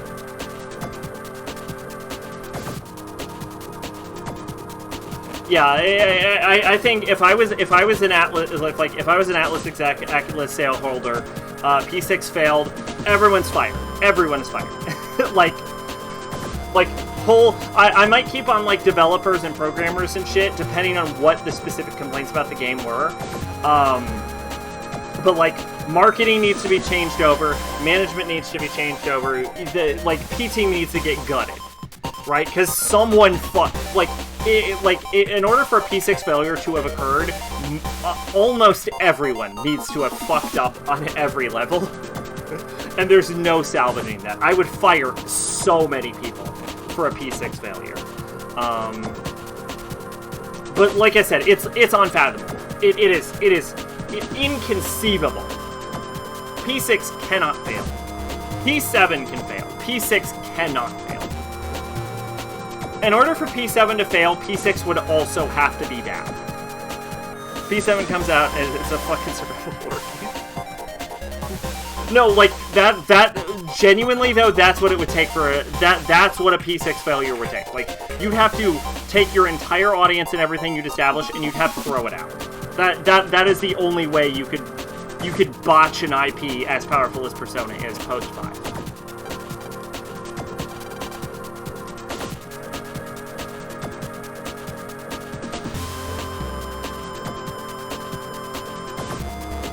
Now, a more realistic term, right, is that, like, I don't think 8 failed, right? I'm a net merchant, but I'm currently out of stock. Like, I don't think Final Fantasy, like, if we're comparing to Final Fantasy 8, I don't think 8 failed. So much as, like, did it perform as well as they would have wanted, right? It's not the most well-regarded. And, like, the solution to that is you fucking don't dwell on it. You don't release a dancing game. You don't release 1,000 spin-offs. The realistic expectation is, like, if it just, like, doesn't perform very well and people weren't, like, clicking with P6, don't milk it too hard. Don't release a bunch of spin-offs. Just push to P7. Just change properties. It's like, oh, we made a Dark Sheep, right? Just make a new game, right? Just move on as quick as possible. Maybe people forget about it. That's what I did. I feel like I've answered every conceivable question for, like, what would I do if I was an executive in the game, if the game underperforms at that point.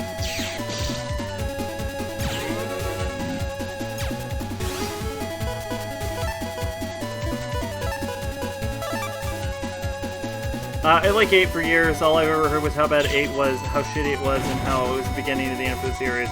I would not call 8 the beginning of the end. Like, I'm not the biggest 8 fan myself, and I know most people aren't. I know a lot of people are not an 8 fan.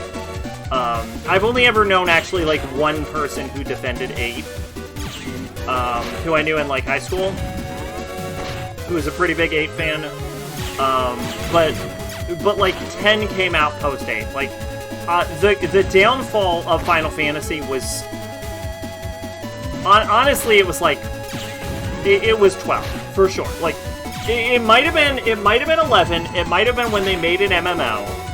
I never played this MMO, but it might have been when they made an MMO and just decided to throw on the Final Fantasy name to sell units. That might have been the downfall. Because 10 I think we can all agree 10 is pretty good. Like, 10's not like peak Final Fantasy, but it's a good entry. It's like shockingly good. Like, it's better than it should be. 9's pretty good too. And like the fact that like 9 and 10 are both good games and are both post-8 tells you that like 8's not the end. Like, clearly that wasn't when the downswing happened. Like, that's you can't ignore, like, you can't have 9 and 10 and then say 8 was the downswing. Like, the most you could say is like 8 was a bit of a misstep.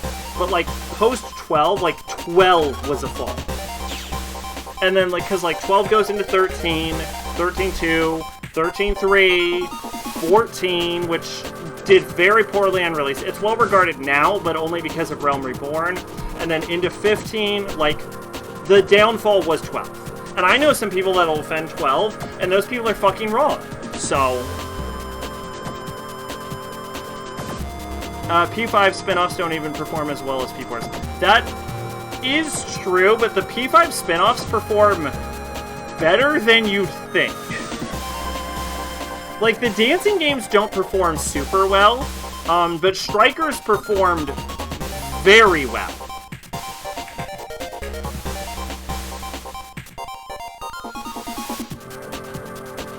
But the dancing games never, like, no one cared about the dancing games. I don't know what the fuck they were thinking. I don't think anyone was clamoring for the dancing games, to be fair. I own them, and I own all of the DLC.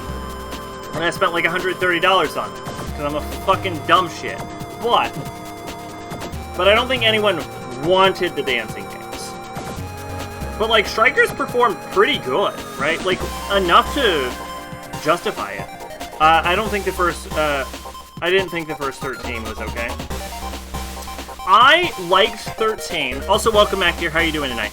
I'm not as drunk as you'd expect for someone who's been drinking the entire stream.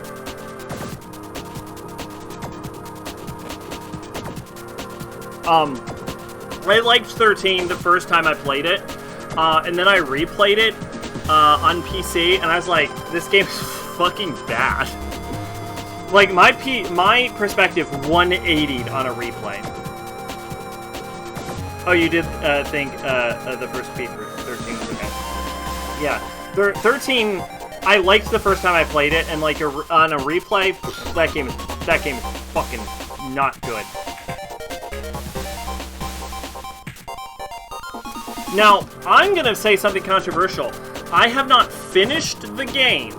However, Final Fantasy 13-2, I actually enjoy, and it irons out most of my problems with Final Fantasy 13. I hear Lightning Returns is actually a good game.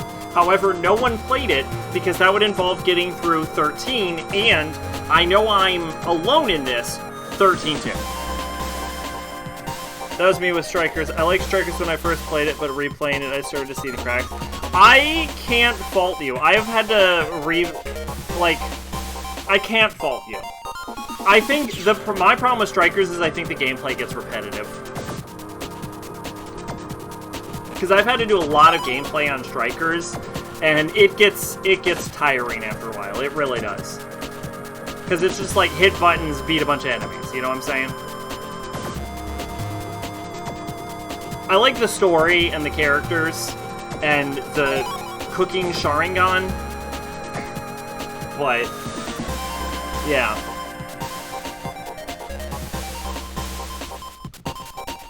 But Strikers sold very well. Strikers outsold Nocturne. Like, Strikers outsold the Nocturne remake.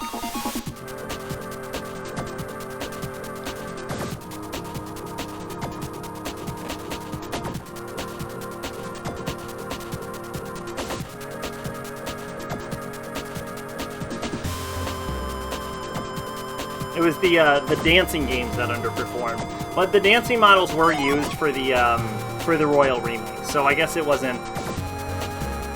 So I guess even if they went negative on that, they at least managed to like republish the Royal. Although Royal didn't sell very, like Royal underperformed also, but also because it was a remake and it didn't, like Royal kind of like screwed the pooch because it made like the Wii U problem where it didn't do enough to differentiate itself from the original, so people were like, well, I have the original, what the fuck do I need Royal for?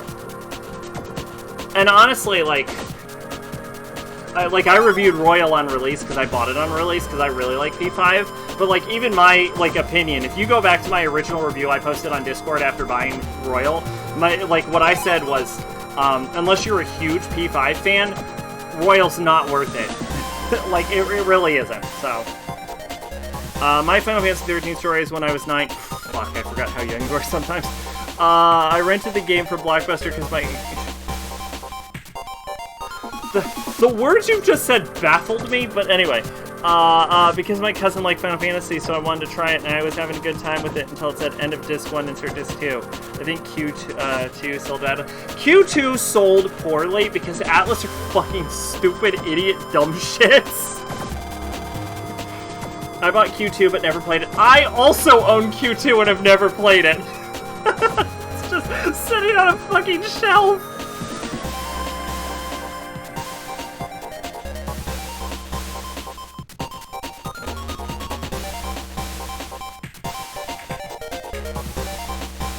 It turns out disc 2 didn't have disc 2, only 1 and 3.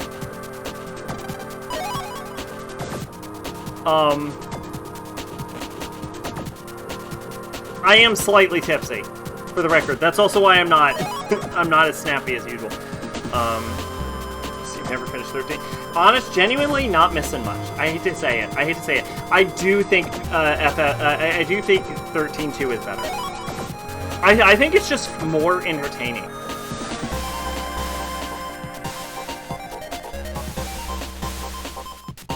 Excuse me.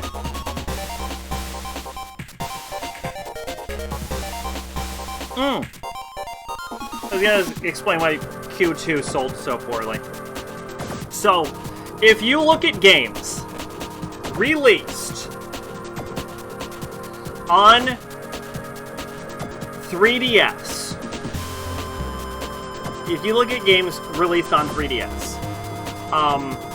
and you look at the timeline of when they were released, the Nintendo Switch was already out when Q2 was released for Persona. When Q2 was released, the Switch was already out, right? The Switch functions as both a handheld console and as a home console. This is an important factor about the Switch. It's part of the reason why it sold so very well, right? Because regardless of whether you want a home console or handheld, the Switch got your back, right?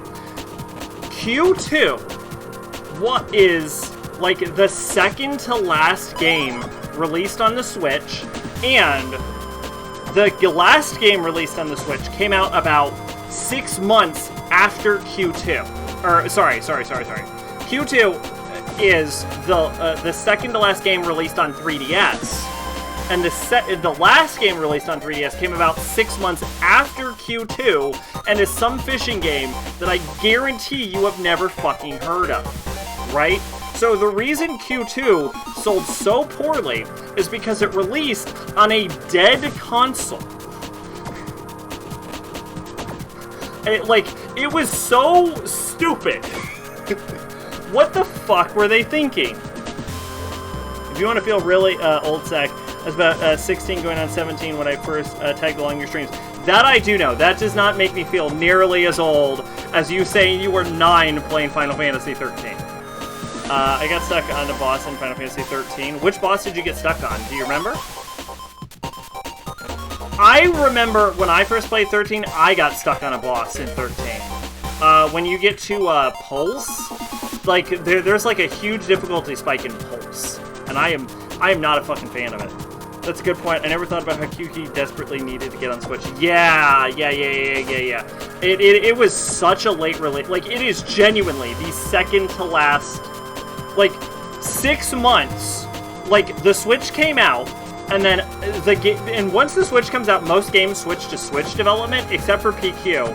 PQ came out, and then for the longest time, for 6 months of PQ's life, it was the final game released on 3DS. Like that's why it didn't sell well. It was such a stupid release period. Pretty unbanned for Atlas, they were making PS2 games in 2009. Yeah. Oh my god, you're right, that was PS3 era, wasn't it?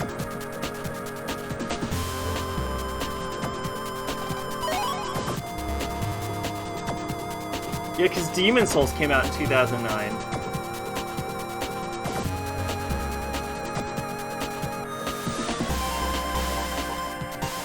Okay. I think what we're learning from this stream is that the #1 issue with Atlas is it is managed like hot garbage. And if it was managed better, all of its franchises would have sold better.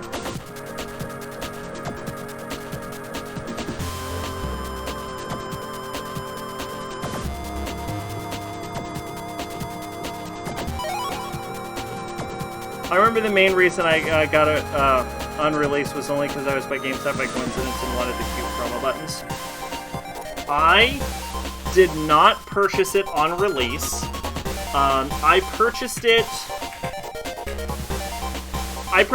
just because I want to own every Persona game. Like, this was like post-Persona 5 stream. This was when I was like playing like Persona 2 or something. And And I was like, you know what? I'm on board this Persona train. And so I bought like a bunch of Persona games at the time, I think. I could be wrong. I'm drunk, actually. I am literally drunk, so I might be complete... What I told you might be a lie.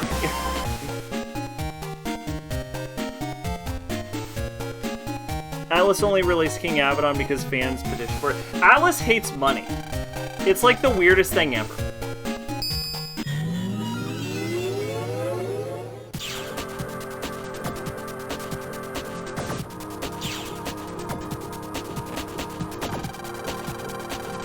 Like, I don't know if I could name a game company that hates money more than Atlas.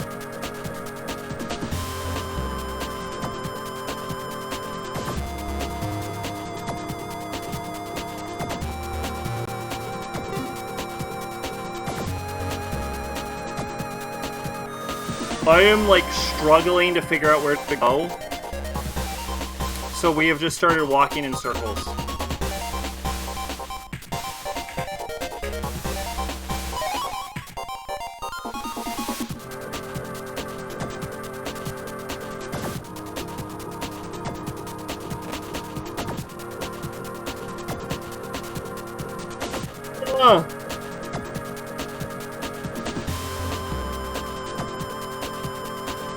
Excuse me.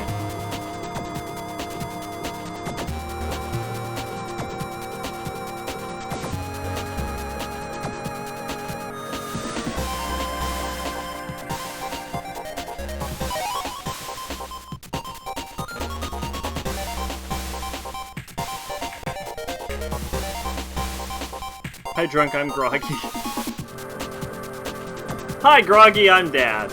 I don't even have the game anymore. It came up missing. Oh no, that sucks.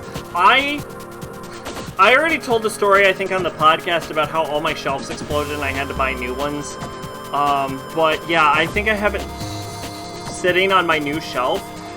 Fun fact, I didn't mention this on the podcast, I know that, is that, like, my new shelves are just, like, metal and tiny. Like, it looks like a GameStop shelf. Like, it literally looks like I'm a video game store. Because there's just, like, stacks and stacks of games that no one gives a shit about. I guarantee, like, 90% of my collection, you would look at and be like, why would I ever want to play, like, fucking Ben 10?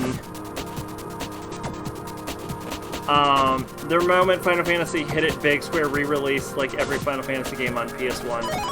If Atlas was smart, they wouldn't make these bullshit consumer polls. They would port every P1. Absolutely. Absolutely. There would be ports for everything, and fans have been wanted a definitive P3 remake for years. That game would have come out years ago.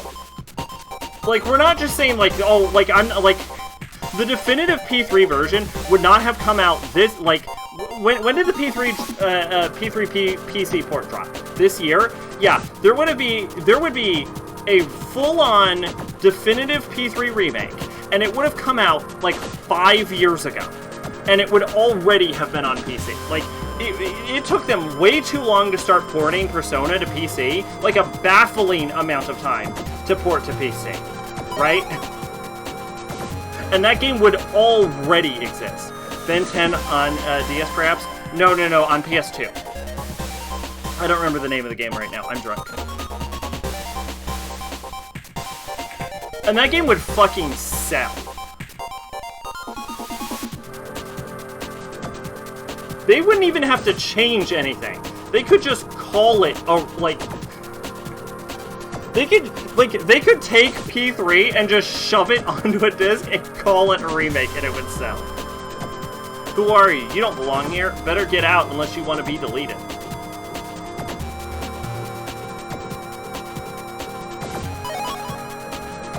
Like, we can, like, be like, hey, good job on porting your games to PC finally, Atlas, but, like, if we're looking at it from, like, from a genuine, like, sales perspective, fucking, like, 2023, 2022, for, like, the new Persona trilogy to hit PC, like, what the shit? Like, if I was a shareholder, I'd be like, why were you holding on to this?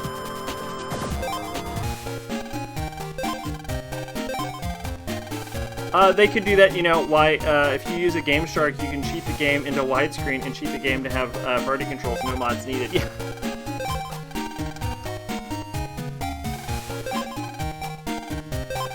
Well, so here's what you can do, right? You want to be lazy Atlas. Fans have already modded, or are already in the process, if not having already completed, modding FemC into the PS2 version of Persona 3, right? Like that whole ass route. You could, like, into Fest, right? Just buy their version, shove that on an upscaler, shove that on a disc, and people would fucking buy it. Just give the people what they want. It's, like, crazy.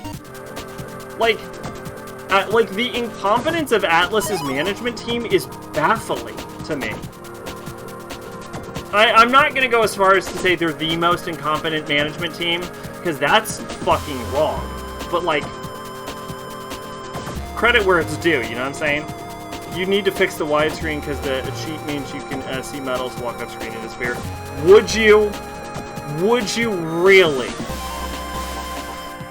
Would you need to fix that, or would people buy it anyway? Look, I'm not talking about making a good product, alright? If I'm talking about making a good product, there would be, like, an actual team remaking the game from scratch, right?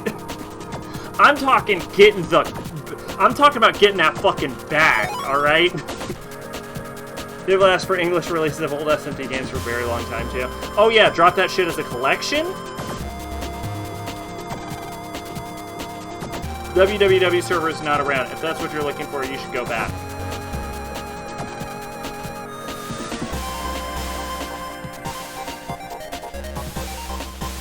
Have I mentioned how much I hate this fucking game? Like, we are just going in a circle.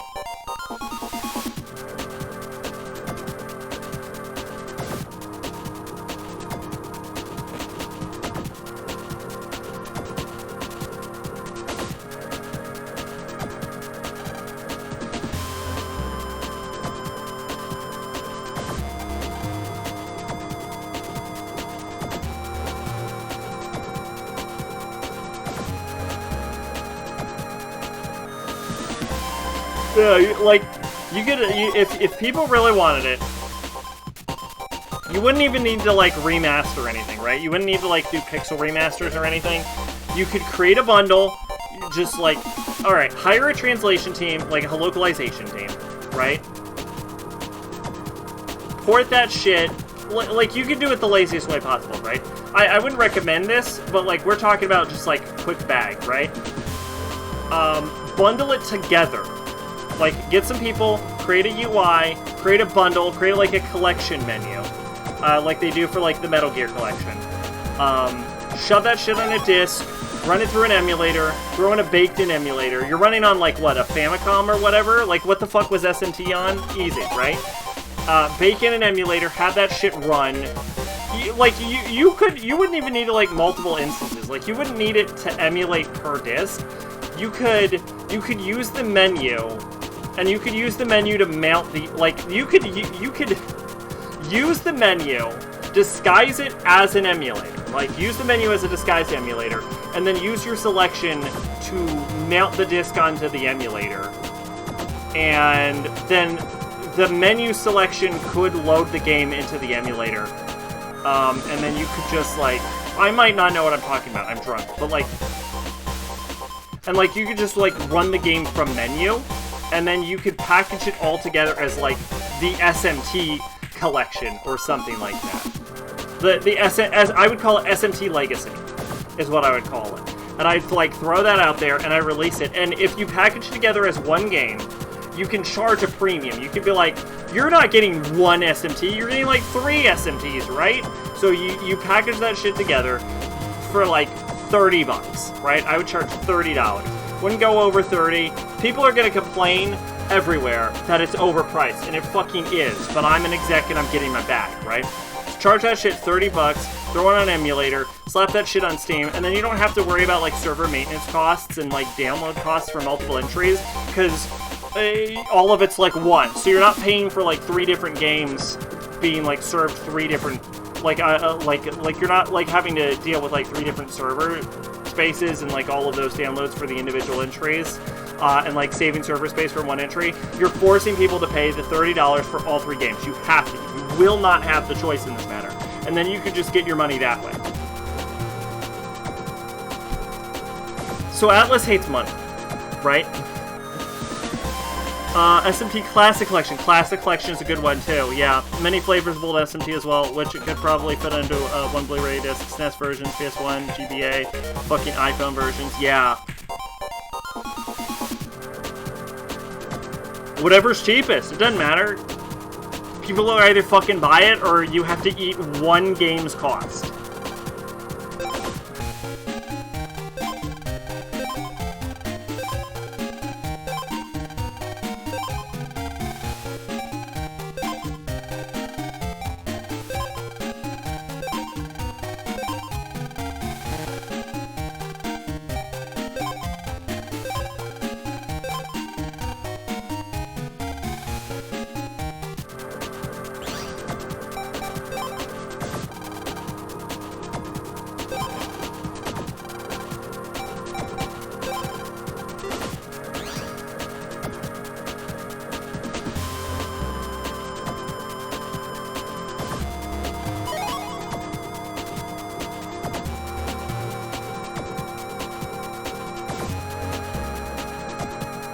I might need to read the walkthrough because I'm so lost, and we've been playing for an hour, and I'm like too drunk, I think, to know what I'm doing.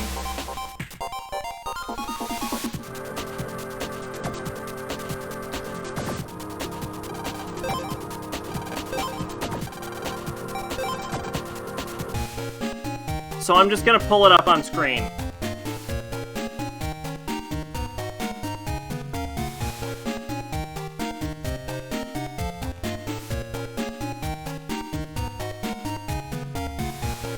Alright, head to your room, jack in your computer, head to Internet Area 1, head to the Skull Gate, use the pin, get the Tri-Lance, head to the Net Merchant, buy this shit, head to Area 2. You may encounter Fireman. Follow the path to a split. Head northwest. Head southwest. Head northeast. I don't understand these directions. Skull path. Head back to the split path from step 1. Take the southeast path to another split. What the fuck are you talking about? Go to the Miyu area. Follow the split. Access Miyu's address. Head back to area 4. Follow the south split. Merchant heat armor. Southeast. Northeast. Northeast. Split. Pin. HP memory. Save. Hig memo. Email from Higsby. Did I get an email from Higsby?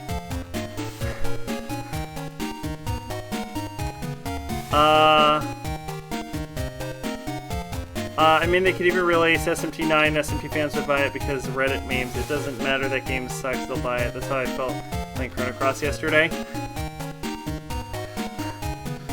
You were really fucking drunk and didn't know where you were?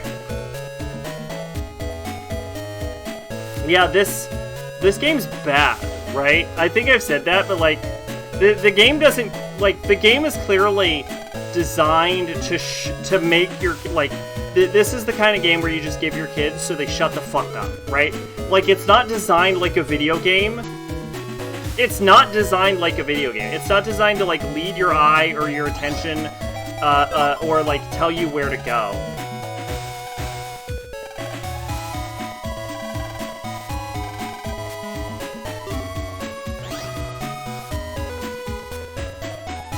It does a very bad job of leading you to your next destination.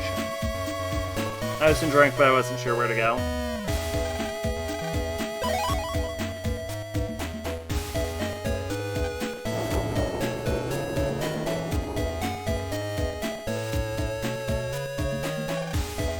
Let's go look for Higgs former boss.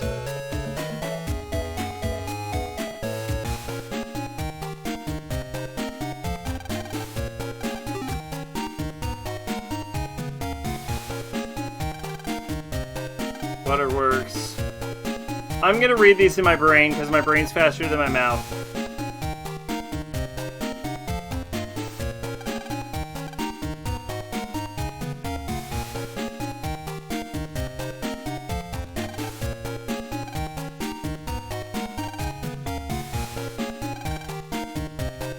Okay. Found some bosses I was under-leveled for. I wish I could do that.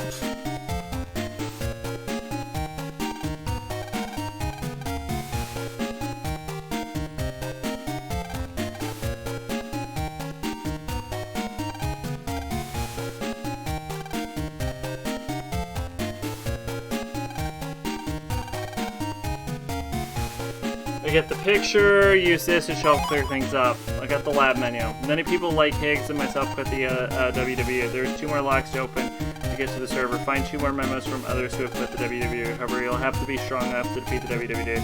In the memos, approaching the server before you're strong enough will just end up getting you in danger. In Denton City, there are 2 more members, a beautiful lady and an old man. Thank you!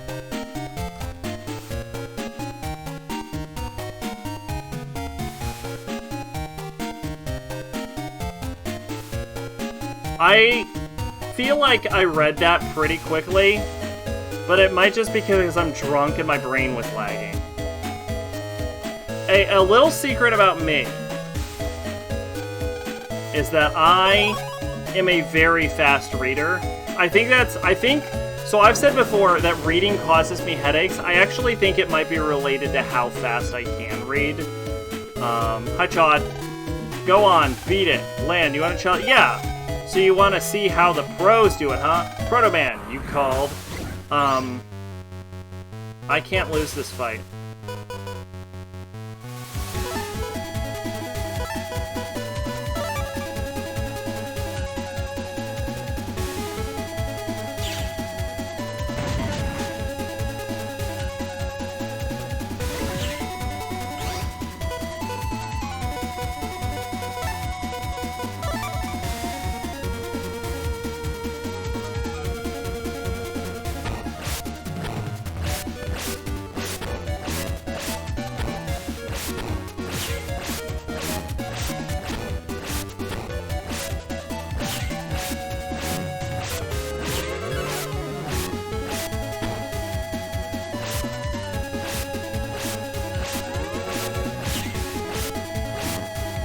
He's in air. Anyway, yeah, I read very fast in my brain. My brain reads fast. It's like 1,000 words a minute. I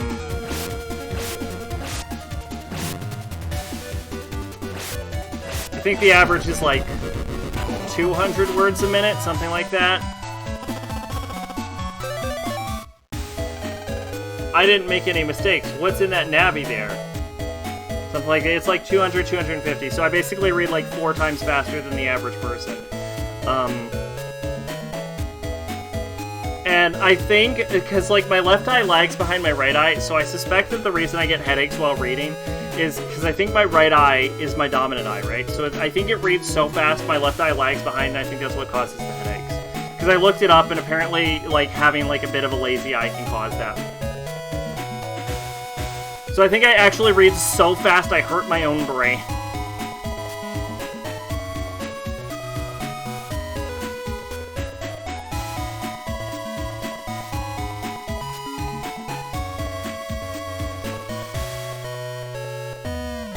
I should clarify. I said I read at 1,000 words per minute. I can read at over 1,000 words per minute. Typically I read at about 800. Like, 800's, like, comfortable.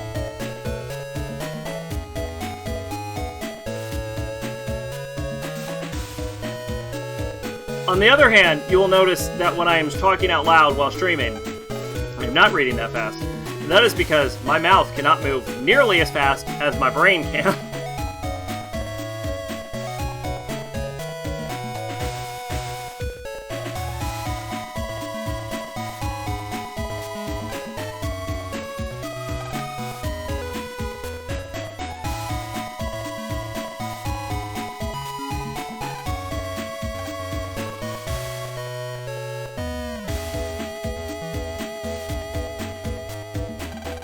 WWM, you must be joking. However, I did meet a man who knows a lot about them.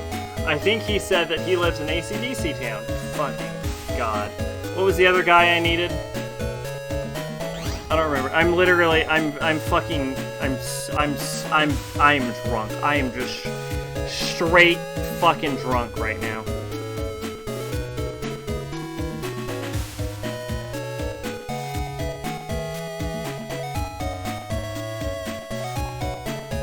I need to talk to the teacher. Okay.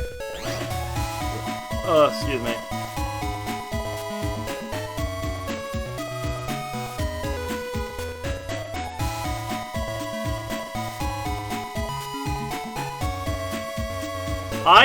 I need to finish this game because I actually do not have all night.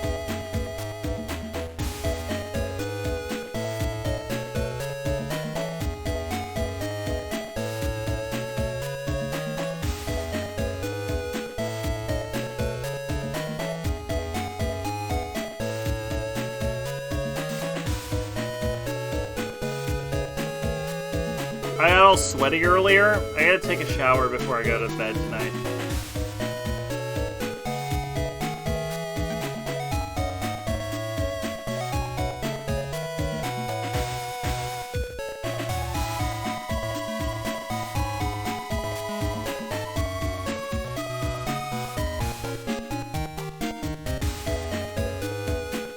Have I mentioned how much I hate Denton?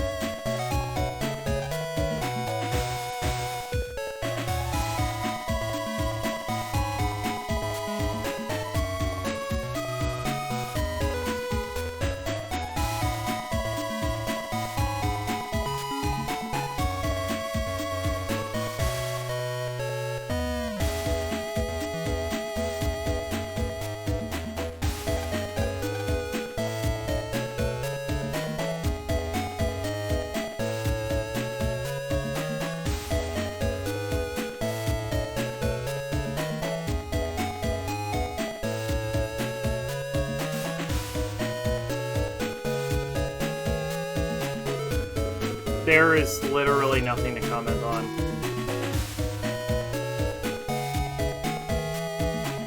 Oh god, I finally found the school. Me, an ex-member of WWE, ha! Let me see that Navi of yours. Huh. I've been waiting for a net battler like you to appear. I've been playing the fool to hide from the WWW. Sure, I know how to undo some of the locks. Let me check your data library. I suppose that you're ready now. Here's how to open the lock. I have faith that you can stop the WWW. Ha! Oops, looks like that's become a habit.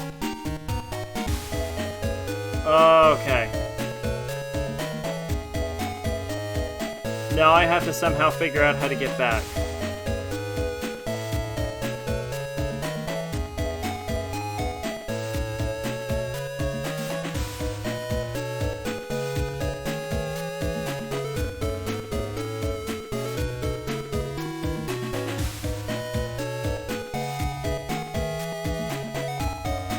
I did it! Alright, now I need to get to AC/DC. I'm getting, like, more drunk as I'm standing here. Like, I'm not even drinking. I drank all of it already. I'm just, like... I feel myself getting more drunk.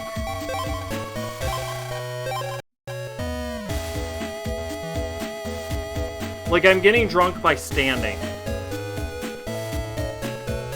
I gotta talk to the guy in front of the blue house.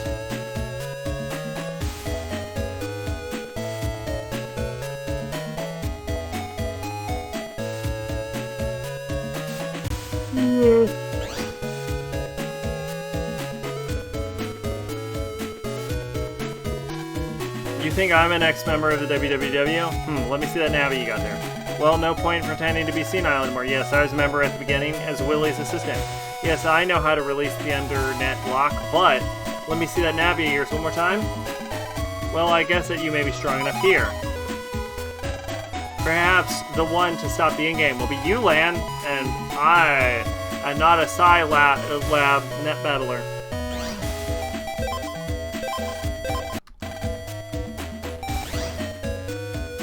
God, can we go home and finish this game now? We have done 0 dungeons. I've been streaming for 3 hours. I hate this game so fucking much. This is legitimately my least favorite game we've ever done.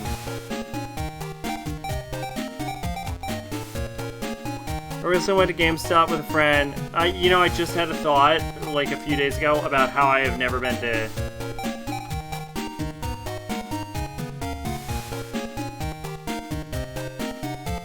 I haven't been to GameStop in so long.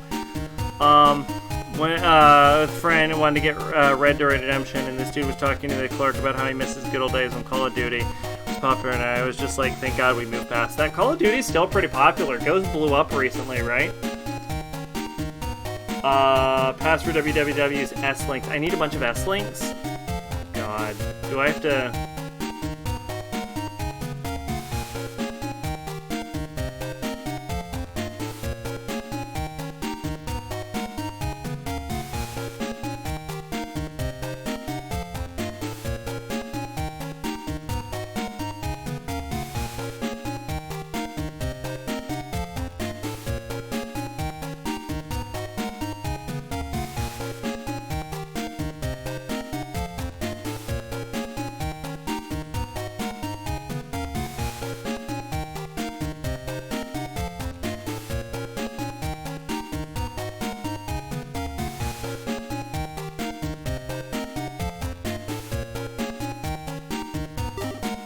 Oh, I should go to the antique shop.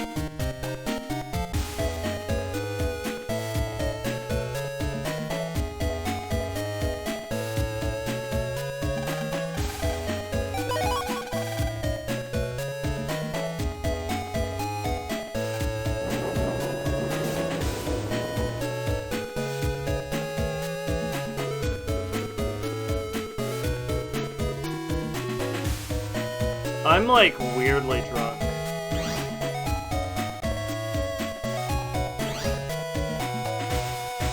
I can count, I don't know FPS games are a particular thing. I count the ones I like on my hands. And a lot of the ones I like are very arcadey too, and Wolfenstein 3D.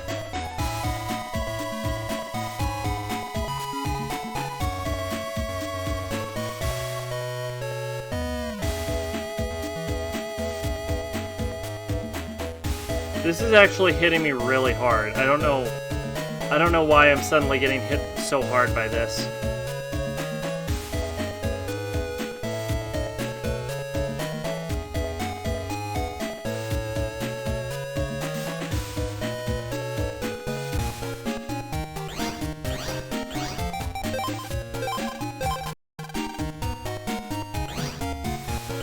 I'm gonna go to the bathroom and see if that sobers me up. Hold up. Holy shit, I'm getting like more and more drunk as this is going. I don't know what's happening.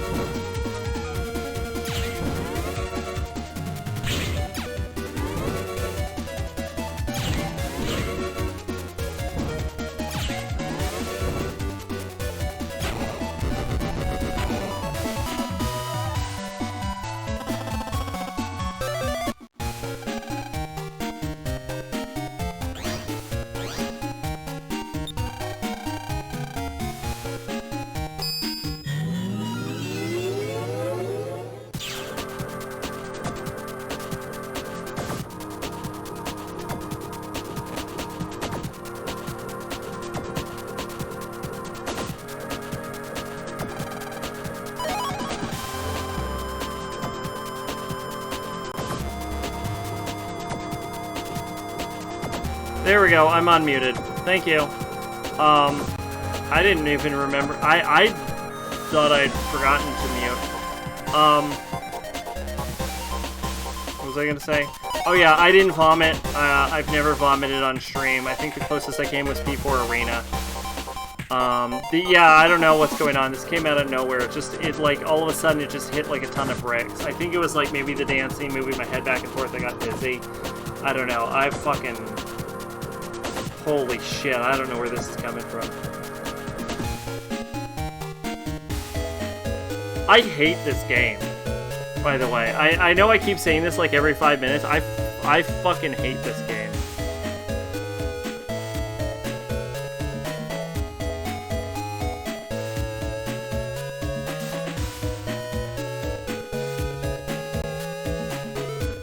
You're a good role model. Thank you, first off. I drink at home in moderation, and then I stop when I'm too fucked up. An example of what not to do when drinking. You're right. Clearly, you should get drunk in public,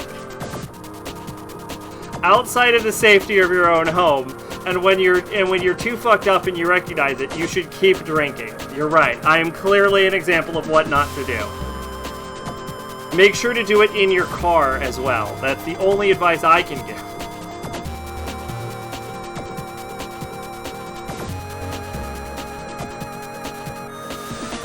There's no warp point. The guide said go to the warp point, but there isn't a warp point. But Zach, you're alone, so if you pass out, who's gonna save you? I'll be fine. I'll be fine. I'm not gonna pass out. I know I'm not gonna pass out. I'm not that drunk. I'm too coherent. Like, if you ever... First off, you start vomiting when you're that drunk, right? I have not vomited once. I'm not that drunk, right? I don't feel good. I'm an uncomfortable level of drunk, but I'm certainly not drunk. Like, I'm not in the danger zone, for sure.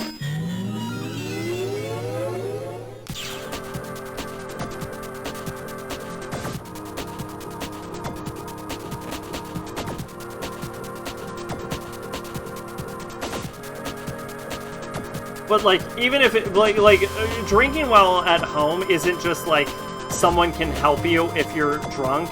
It's just, like, sort of a safety thing, right? Like, no one's gonna mug you at your own, in your own home, you know what I'm saying? Like, it's better to pass out in your house than it is to pass out in the street.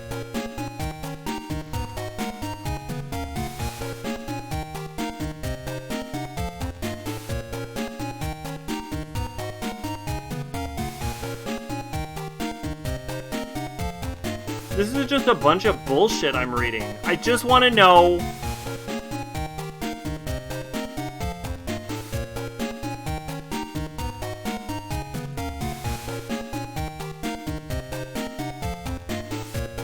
Head to your dad's laboratory.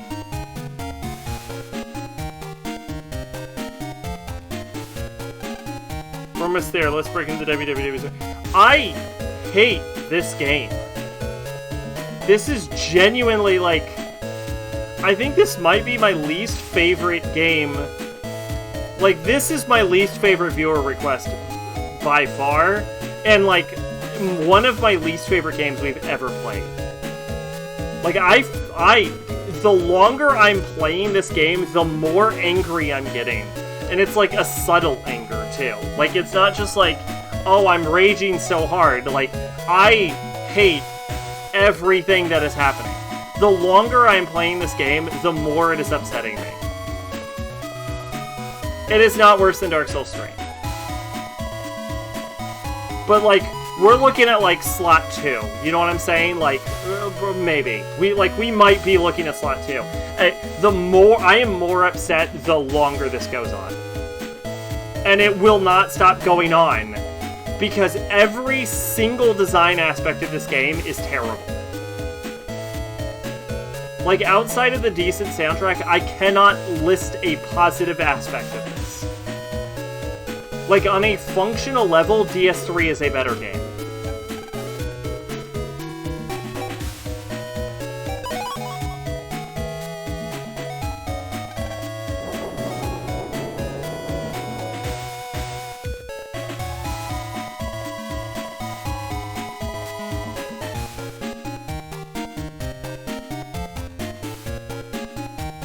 Like, DS3 is pretty railroady, but at least DS3 is railroady. This game is really just like, figure it out, dipshit. Like, it will not give you any hints or anything.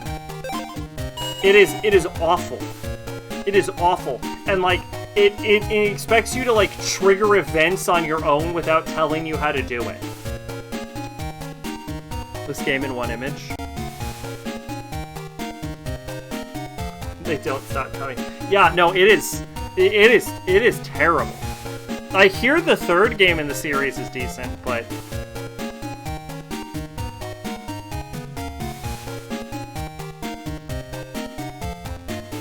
am I supposed to...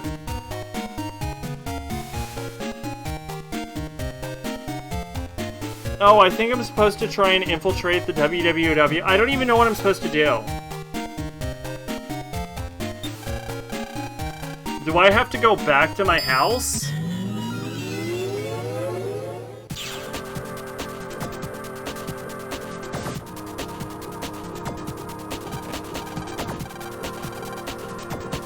I may need a certain number of S ranks. Is there a way to tell?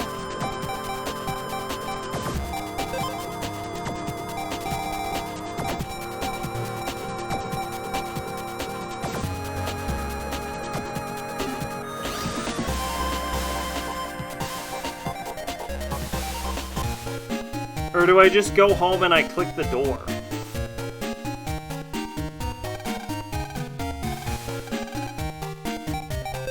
Let's try and go home for now, see if we can't navigate the level.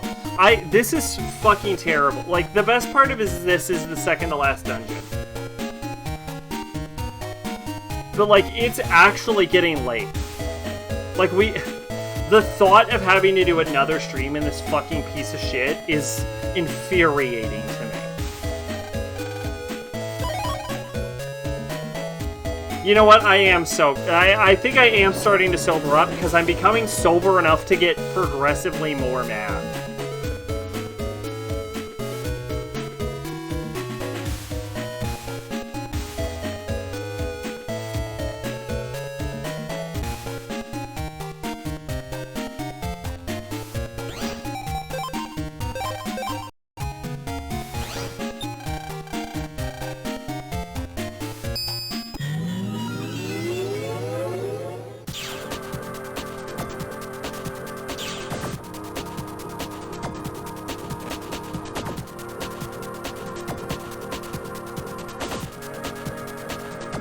God, I could only imagine if random encounters were still on. Like, could you imagine if I just had to fight like 6 different enemies while doing this?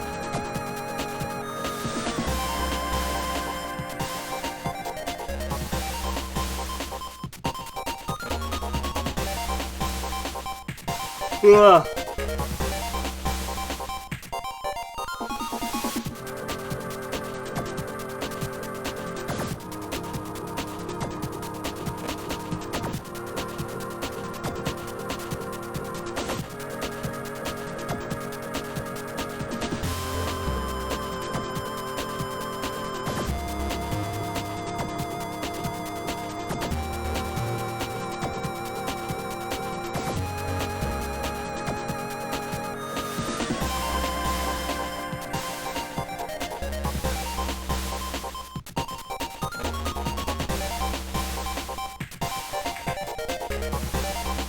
What was that today? I saw a dude wearing a shirt that said in big pink QC text, VTubers are cringe. It's one of those things that I'm not surprised exists, but never thought I'd see in the wild. That shirt you just described is 1,000 times more cringe than like 99% of every VTuber. I'm a net merchant, but I'm out of stock.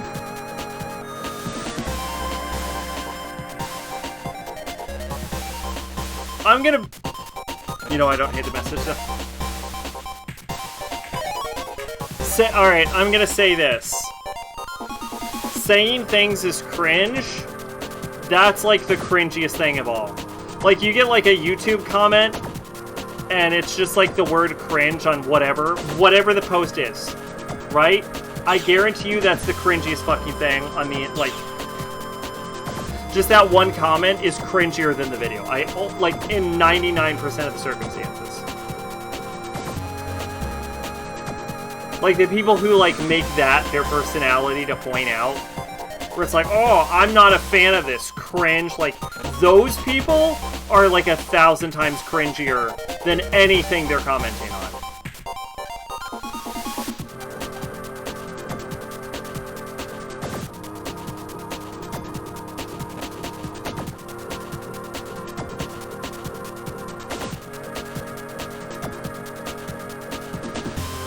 I'm a pretty big fan of Takanashi Kiara, which I've made no secret of.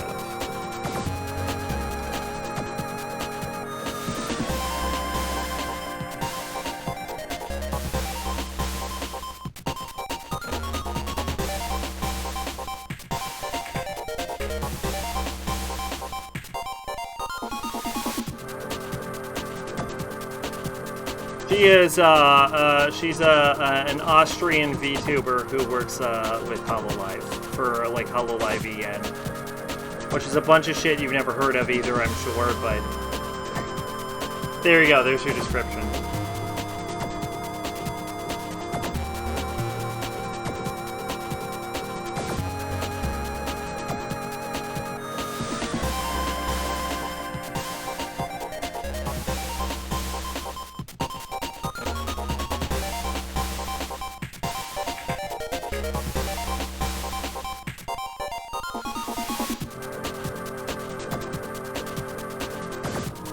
Sudori makes half of all VTubers unwatchable. That was a lot more popular during the onset of VTubing and is slowly fading into, like, disuse. When VTubing was first hitting its stride, a lot of people used, like, the fake loli voice. Going up from here takes you to the government complex, going down leads to... Like, a lot of people used the, like, fake loli voice when VTubing was first hitting its stride. And a major part of why that's falling into disuse is because a lot of people that were doing it started to fuck up their vocal cords. I have realized I've realized what I've been doing wrong, I think.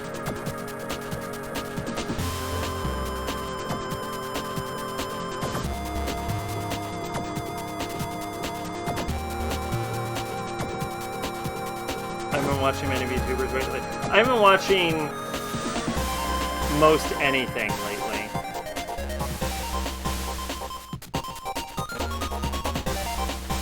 I've been watching a lot of anime. That's mostly what I've been doing. Yeah, these dungeons are basically impossible to navigate. Yeah, you're not wrong. That's a major issue with this game. It's fucking unscrutable. You have no idea how close we are to the entrance, by the way.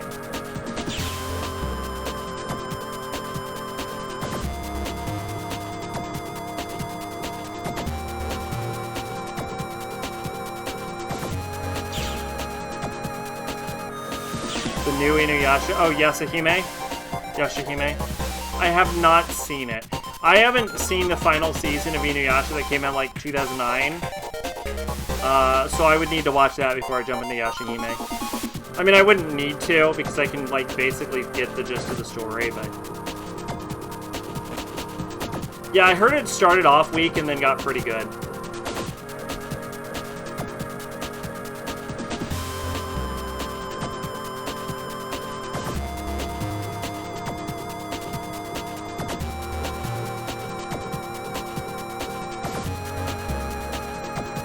Yeah, and that surprised me, because you like Rumiko Takahashi.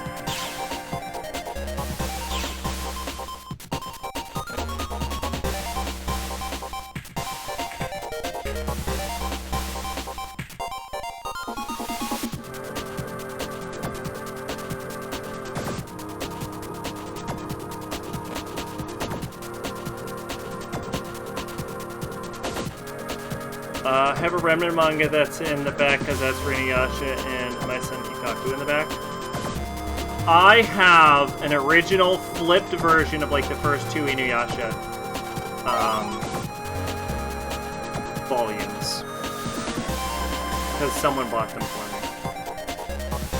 And I'm like, that's kind of cool, I guess, as a collector's item.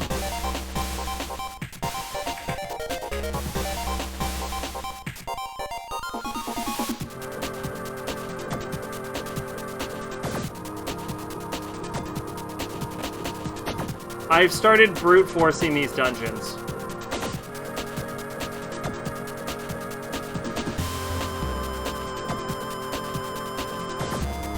Remember this DS remake of this game, Operating Shooting Star, it added some quality of life stuff like being able to run from battles, so it's pretty lazy. I did not. I will admit to also welcome the Azul Magia. That's a cool name, actually. I will admit to knowing not a lot about this game. And not little. I was forced to play this by a viewer. And I'm not even gonna lie to you, I'm miserable. And very drunk.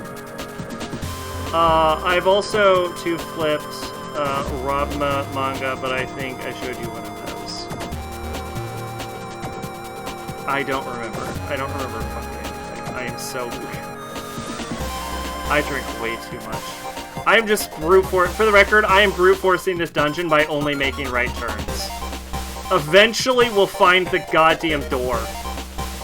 And one is pretty rough compared to the other games. I have heard that 3 is kind of where it gets good. I've had someone come in. Oh my god, we finally found... Save the game. We found it. We found it. Later games give better visual indicators of where to go. Holy shit. Yeah, I've had someone come in and say that, that 3 is pretty good. Like, 3 is where the series gets good. I mean, like, I'll take your word for it. Like, I'm not like a huge Mega Man person, but 2 is where it gets good? Interesting. But, the one thing I will assure you, that I am not... There is no situation where I am progressing to 2. I'm gonna do my time, and then I'm gonna stop, is what I'm gonna say. But welcome! He was forced to play this as a taste of Mega Man. I would rather have played... I told this to John, I was like... I would rather play an actual Mega Man game. I've played a real Mega Man game. Alright? It was pretty decent. I would just rather a real Mega Man. Mega Man, try using the memo we got at the Scilab. Okay, Mega Man used the lab. He gained access. Way to go. John's like, oh, I could have made you play Mega Man 2. I would play Mega Man 2, dude. I would just play Mega Man 2. It's making you play Sonic 06 as a taste of Sonic. Dang, if you were gonna be forced to play Battle Network, you could have at least played the good ones, like 6 or something. Yeah, And then, you know what? I talked about this on, like, John's stream, and he had the audacity. He had the audacity to say, oh, I thought it was like 50-50 on whether you'd like it. Fucking world! Would it be 50-50? I would like this.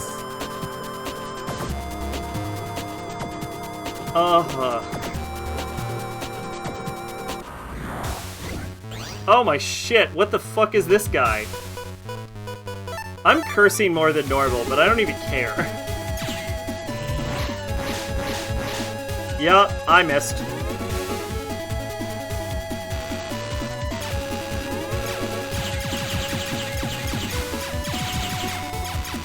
Plus, you know what I will also say is I think, like... Aren't, like, real Mega Mans, like, way shorter? Making you play Resident Evil 6, is it? Yeah. I think the actual... I will say this. I will say this in John's defense.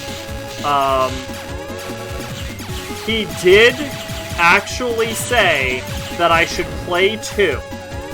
That was what he said, and I was the one that was like, well, why would I not start at 1?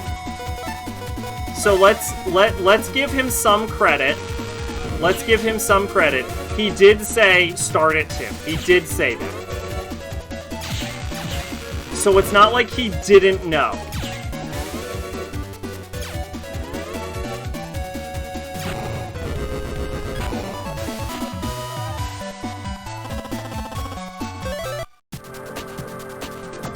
Yeah, Digital Devil Saga is looking pretty... Digital Devil Saga got like a 5.1, I think. Like, I still think the lead... correct me if I'm wrong, but I think the leader for viewer requests was Echo Knight. Mega Man, try using the memos for Miss Fury. Like, really, who'd have thought FromSoft could make such a good horror game? Honestly, FromSoft, make me a new horror... Fuck Armored Core. Fuck Elden Ring. I want a new FromSoft horror game. Alright? Echo Knight 4. Get on it. Make me a new Echo Knight. Actually, you know what? No, fuck that. Make me a Kuon 2. Because Kuon was also a fucking banger. Why is FromSoft so good at horror games?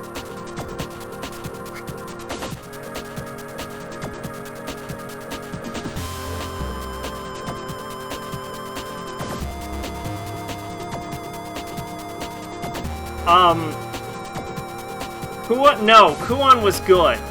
Kuon was good. The fact that you had to do the same route twice kind of sucks, but Kuon was a good game. I will defend Kuon. Shout out to Kuon. Now, is it the best horror game of all time? No. But, it's pretty good. It was a pretty good game. There was a lot going for it. There was a lot going for it. No, the gameplay's good and cool, the puzzles are consistent, they make sense, it's got the smartest horror game protagonist ever. And it's got some good aesthetics and atmosphere. Fucking shout out to Kuon. Also, like the silkworm spider thing, that's cool, that's awesome, right? When was the last horror game you played where the main villain was trees? I bet you it was Kuon.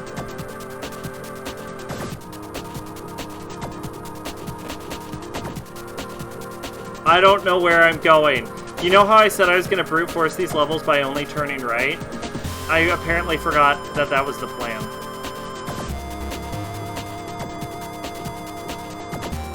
I am going to remind everyone I am very drunk.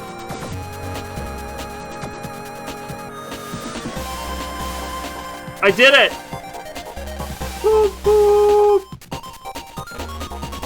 I should save my game, just in case. You never know what's gonna happen.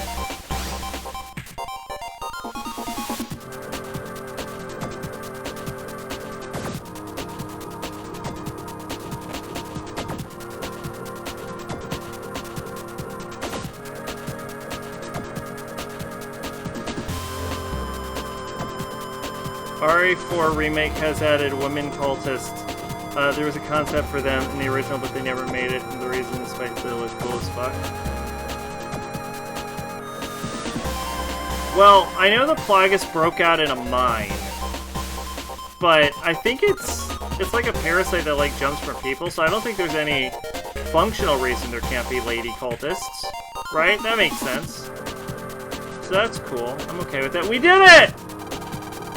We fucking awesome!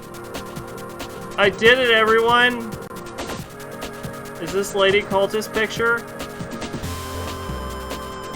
That looks like... that, first off, that's a Dark Souls 2 enemy. And that is a Final Fantasy enemy.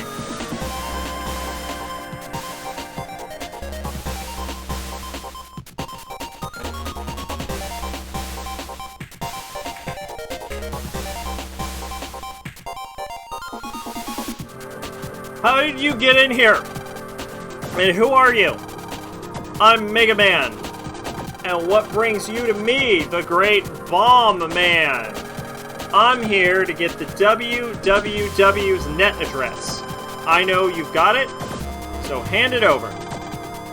No, no, no, that won't do. It's deletion for you. Mega Man, this guy ain't too bright. I don't think we have a choice. Battle routine set.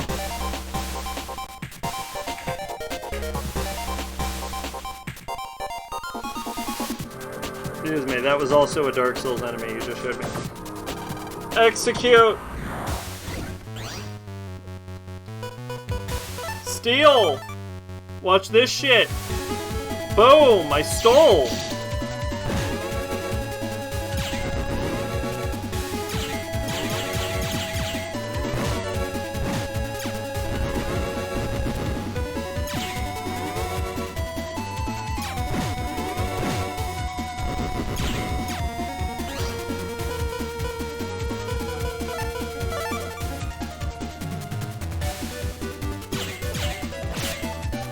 Dark Souls existed in my heart.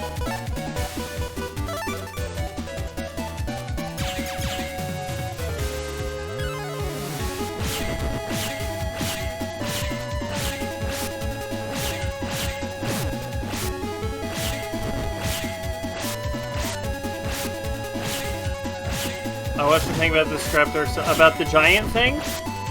It's been like semi-recreated.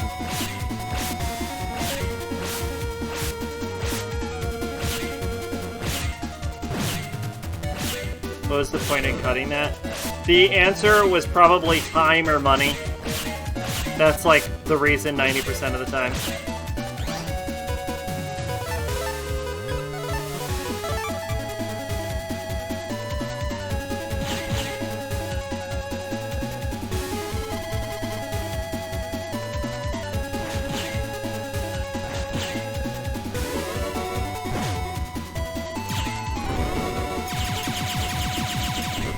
I did it. I beat Bomb Man. Nobody had any faith in me. Especially not me. Especially not you. But I beat him. But Bomb Man is never defeated. Lan, I've got the WWW's address. Then let's use it to break into WWW's network. Fool! They don't call me Bomb Man for nothing. Net bomb program activated. Whoa, Mega Man! You okay? Yeah, but... Oh no, Louise, the net's been closed off. Darn, we were so close. I'm sure we can use this address somehow. You're right, let's talk to Dad. So we can leave, right? We can leave. That's it, we did it, we finished a dungeon. Now the question is... I have about 20 minutes to kill. Can we finish another dungeon in 20 minutes? Let's get a poll. Let's get a poll going. 20 minutes. Can we finish the final dungeon of the game? How long can it possibly take to finish the final dungeon of the game?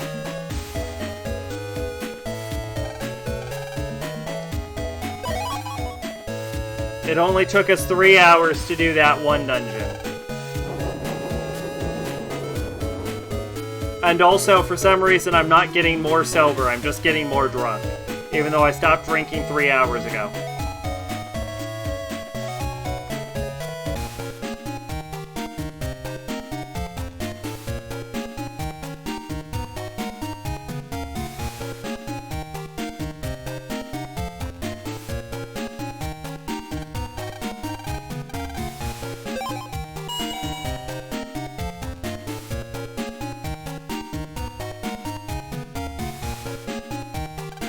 Oh, Lan! Hey, Dad. You got a minute? Of course, Lan. Cool. Haha, sorry I've been away so much. So, how are you? Did you talk to Chad? Talk to that jerk. Did you have a fight? He can be hard to deal with. Well, anyway, check this out. Lan used the at www. Lan, where did you get this? I got it with Mega Man. But we can't get through the network.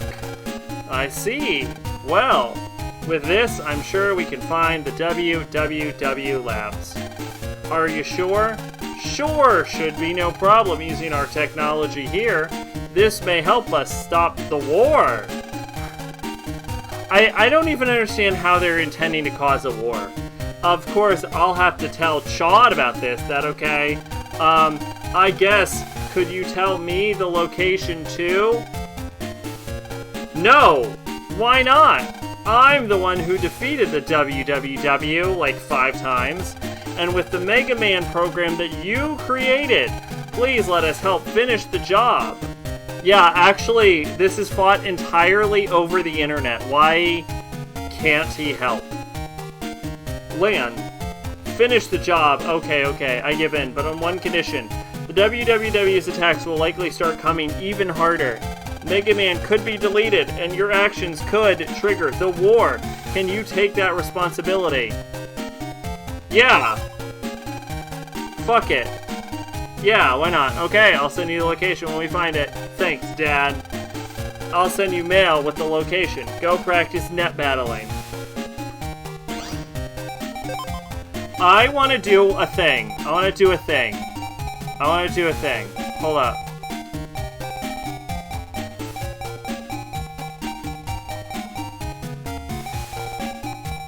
Nobody knows what I'm gonna do, but you're gonna be very impressed. I'm gonna get rid of one of the steels. Watch this. You're gonna be so impressed with me.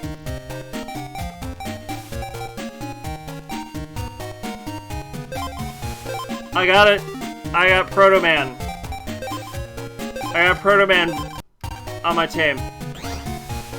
I'll send you mail with the location. Go practice net battling. Now we just have to wait for Dad's mail. Wanna head home? Yeah. Proto Man's so fucking cool. Proto Man's cooler than Mega Man. I said it. We were all thinking it, and I said it.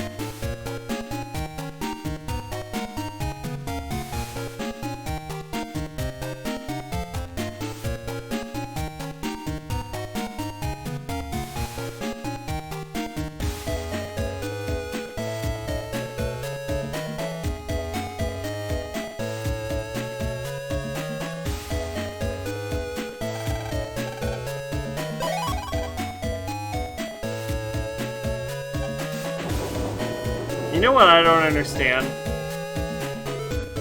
I do understand it. I'm a fucking liar. But, you know what I kinda don't understand? Alcoholism. Now, I understand the concept of psychological dependency. And, you know, trying to make yourself forget or using depressants to, like, keep your emotions in check. I understand the concept, right? Don't get me wrong. So I'm a fucking liar when I'm saying I don't understand. But you know what I don't understand about alcoholism? Is like, I feel like shit. I would not want to feel like this all the time. And I know like some high functioning alcoholics are like, they're fine. But like to get to that point, you gotta get like this drunk a lot. And like, that just sounds so unpleasant to me. Like, drinking's cool every now and again, like I do it, or like a lot of people do it, but like, to do that, like, to every day? Like, every day? That's gotta be miserable. Like, if I, like, it's kind of fun to, like, you know, drink a little bit and get a little tipsy, get a little crunk to funk, you know what I'm saying, but like every day feeling like you're fucking dropping frames and like your brain isn't forming thought. That's awful. That's like so horrifying. That's so horrifying.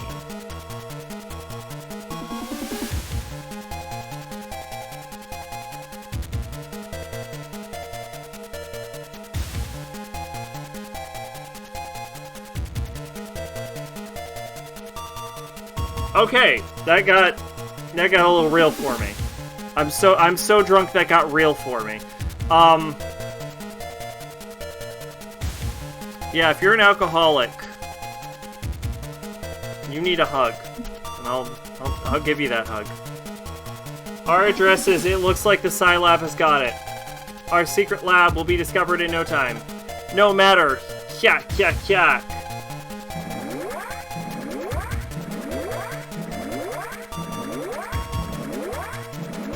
visual gibberish. Because I've already made the life virus. Now we can... That's... Every virus is a life virus! I do remember G4. Didn't they... They went bankrupt, didn't they? I know they went bankrupt and then they got restarted and then they went real woke with it. Like, they went, like, hyper woke with it, which was the stupidest fucking thing. Because, one, everyone knows go woke, get broke. Everyone knows that shit, right? But, like, gamers are at least... are one of the more resistant communities to going full woke. So of fucking course it folded. Plus it was on television, right? If you're a modern day gamer, you're probably at least halfway technologically savvy. There is a good chance you are streaming, right? No one wants to watch a fucking TV channel. Like, bringing back G4 was asinine. And yeah, anyway, didn't it like refold? It refolded, I think. Remember how I said some of their old Japanese game reviews I saw on YouTube were kind of racist? I do remember that. I'm not sure if I agreed with it. And by I'm not sure, I mean I didn't agree with it. But I do remember you saying this, yes. Now we can delete. You mean the end game is about to begin. Who calls the Apocalypse War the end game? Like, even Apocalypse War sounds cooler, right? Yeah. Of course, the final battle at last. All I know about new G4 is I saw a thing with Susie Sphere Hunter. She did a thing on G4, and I watched it simply because I like her, and I never watched it again. Did she? That's actually cool. I also like Sphere Hunter. Yahoot! Come with me. As you command, so shall it be done. Okay, hold up. This is only tangentially related to Susie. I saw a fucking Andrew Tate clip, alright? Now, first off, I wanna level with you, right? I've seen several clips from Andrew Tate. Some of the things he says, not terrible, make sense, I do agree with them. Other things he says, awful. Just fucking terrible. Like, his opinions on women are so bad, right? He is as bad as people say. And, like, the allegations of, like, rape and sexual assault and sex trafficking, he admits to using women and, like, seducing them as, like, a part of, like, a Romeo scam. And, like, using them to make money on his, like, webcam shows. Like, these are the things he is, like, his brother has admitted to. So, like, yeah, Andrew Tate's a piece of shit. I have heard things from him that I can agree with, though. But anyway, the reason I'm bringing this up, the reason I'm bringing up Andrew Tate, is because I saw a clip about Andrew Tate, which was the most surprising fucking thing. Alright, you have no idea where I'm going with this. Andrew Tate being pro-trans. And this was in, like, 2022. Like, this was, like, recent footage of him. And I'm like, damn! Surprisingly progressive of you. So there you go. Whenever I bring her up, someone always says, you know, she used to be a trans porn star and it's supposed to be a deal breaker to me because it does. Yeah, it doesn't matter. Yeah, right? It's fucking weird. Now, granted, it was, like, pro-trans in a weirdly, like, sexist and offensive way, as you would expect from Andrew Tate, but...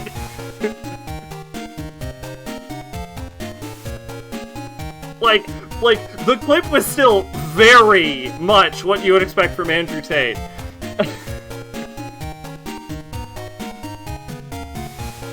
So don't, like, get your hopes up too high, but... Because yeah, I'm not getting it. I'm not even getting it. My brain can't fathom the sentences right now, but you know, surprisingly pro-trans. It basically came down to like, would you rather fuck a super hot trans girl, or would you rather fuck like a really ugly woman? that comes in and is like, this is why I can't do his accent, because no fucking human can. He was like, this is why I'm so much more evolved than the average man, right? Because the correct answer is, obviously you fucked the hot trans girl, right? Just move the dick out the way. What are you talking about? I'm like, okay, alright, I mean, I agree with you, but I would not have expected this coming from you. He said if men are so weak that they want to be women, let them, something awful like that. Yeah, that's pretty awful. No, it was purely in a sexual context, but yeah.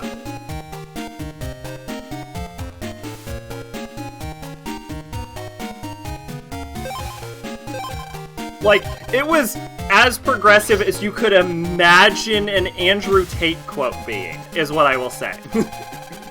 Like, you're not gonna be, like, it wasn't,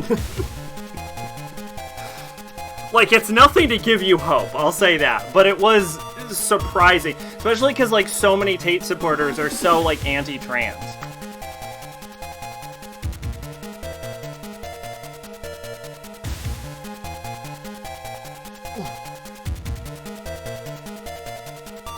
Like, it's more surprising, like, who it came from and the audience he talks to than anything, is what I'll say.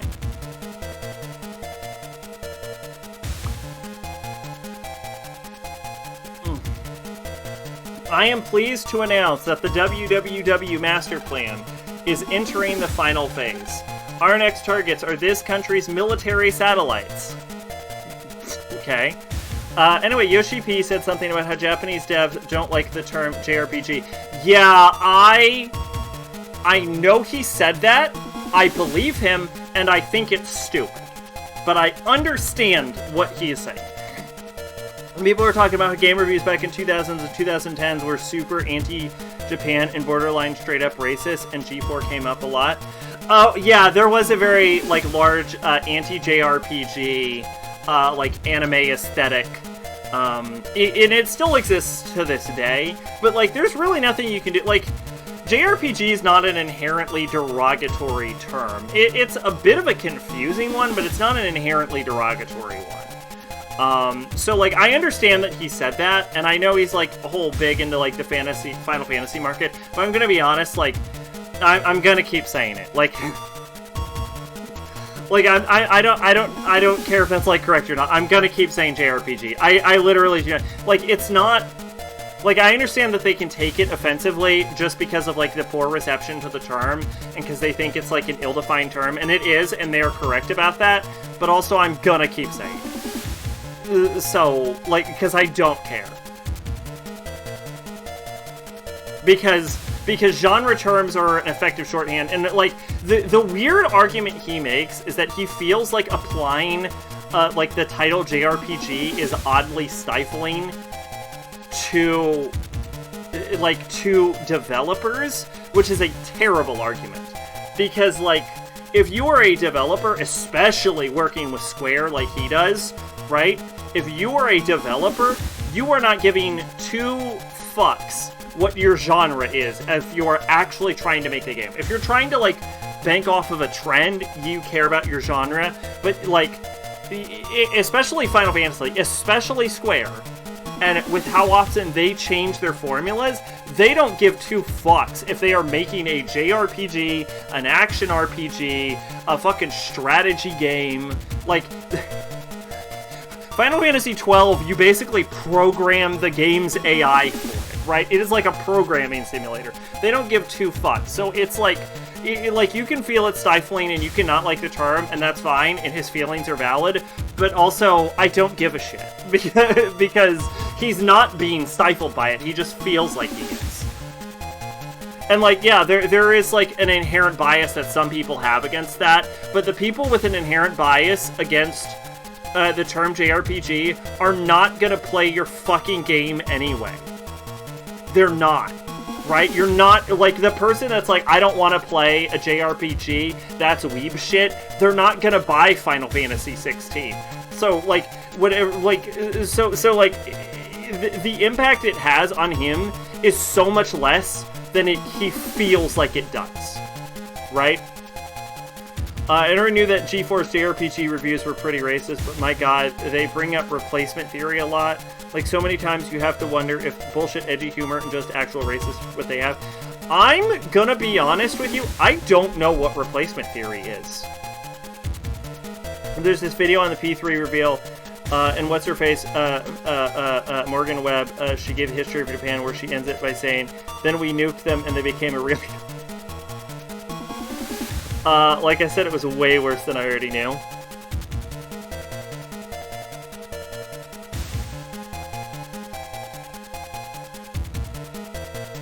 Am I out of beverages? No, I still have coffee.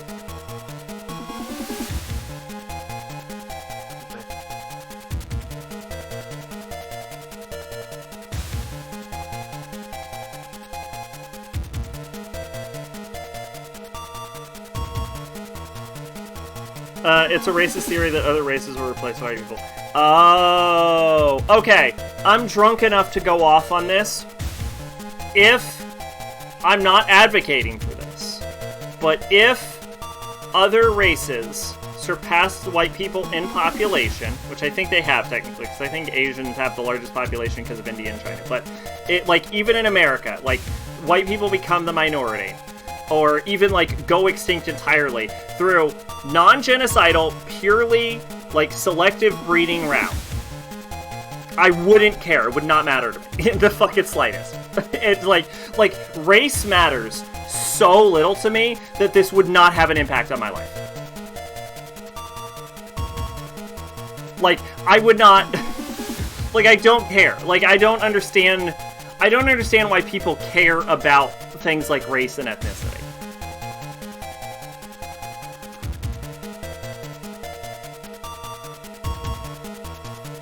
Like, I think it's a very silly thing to take pride in.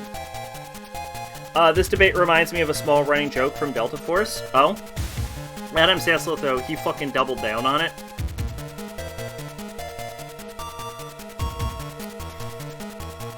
Our next targets are this country's military satellites. Like, dude really could have just ignored it. Oh, the nuke joke? Adam Sessler went, like, super woke recently. He was, like, the one, I think, that, like, spearheaded the new the G4 thing. We will be launching a hacking rocket from our www labs. Once we have control, the endgame begins. Land, we've got to get to the www labs. Right on, let's go. No, Adam Sessler doubled down on the racist joke. No, I figured that's exactly what you meant. I figured that was exactly what you meant. I'm just saying, like, in modern times, he went super woke. Land, where are you going at a time like this? I hear that, like, woke is now like a passe term, and that it's not cool like SJW now. I'm gonna be totally honest. I can't keep up with you kids' lingos, and I don't fucking care. If you know what I'm talking about, it's good enough for me. Say people were mad they didn't like his reviews of Boner Simulator. There's a game called Boner Simulator? We have to try to protect our home. Oh, honey, come home. Hold up. Yeah, no, I'm glad you linked this. What the fuck is Boner Simulator? Oh, Delta Farce. Here, I have to mute this game. I have to figure out how to mute this game. The only thing I can think of on how to mute this game is that. What are you gonna do? Kill us all by yourself? Turn him loose! Turn him loose! We have you all numbered. What are you gonna do? Kill us all by yourself? Nope. Just gonna kill you. Oh, I hadn't thought of that. Well, looks like we got ourselves a Mexican standoff. Actually, senor, down here we just call it a standoff.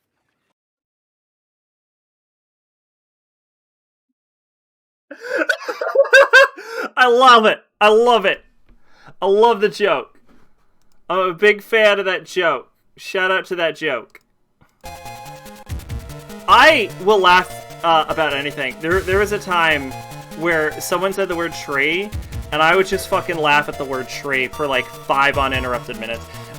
For years after watching Chobits, anytime someone said the word underpants, I would just burst into laughter. So I'm actually very easy to make laugh, though.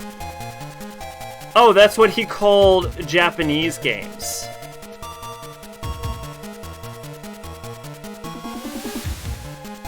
That doesn't even make sense as a title.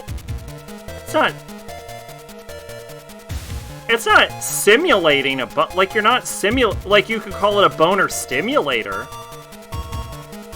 But it wouldn't be simulating your, because it would be a real boner. That joke doesn't make sense, Adam Sessler of 10 years ago.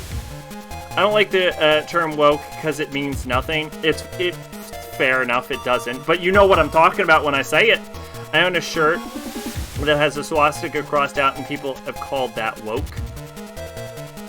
Alright, I'm gonna say something controversial. I don't think it should be controversial to not like Nazis. Fuck the Nazis. There, I said it. I'm brave. I said it. Fuck the Nazis. I don't like Nazis. Don't Nazi near me. There you go. If people remember, the term originally came from black Americans when they would have political awakening or something. Conspiracy theorists also use the term a lot. Oh, I thought it was like Matrix related or some shit. Like 90% of political discourse comes from the Matrix now. It's mail from Dad. Must be the location of the www lab. I found the site of the www lab deep in the mountains, but there's no roads or railways and no airport either, and it would take too long to walk there, I'd reckon. But www agents are getting into Den City somehow. If I remember the... I just read that. Excuse me. Alright, how long is Endgame?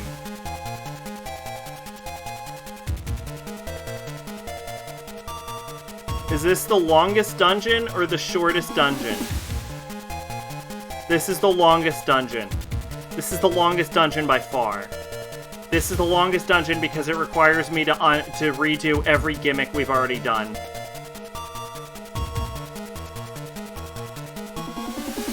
I guess the question is, how big are my nuts?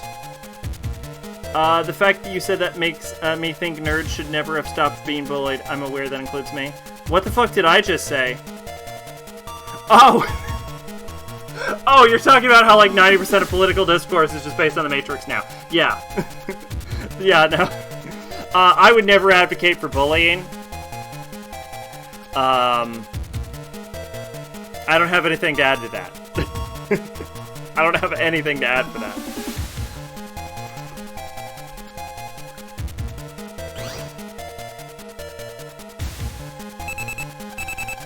Lan, you've got mail.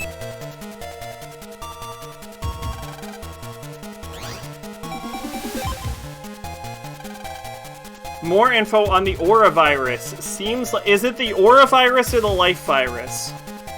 Swear nerds and gamers are some of the stupidest fucking people I've encountered. Like, my god. I think...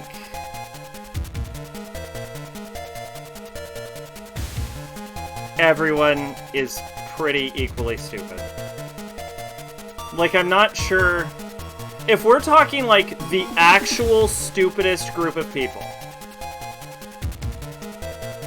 that I have encountered, and this is going to be very offensive to some people, but conspiracy theorists and Trump supporters seem to be the dumbest fucking people. And I know that was very offensive to some people, but but I'm too drunk to not be honest about that. That, like, conspiracy theorists and Trump supporters are, in my experience, the dumbest fucking people.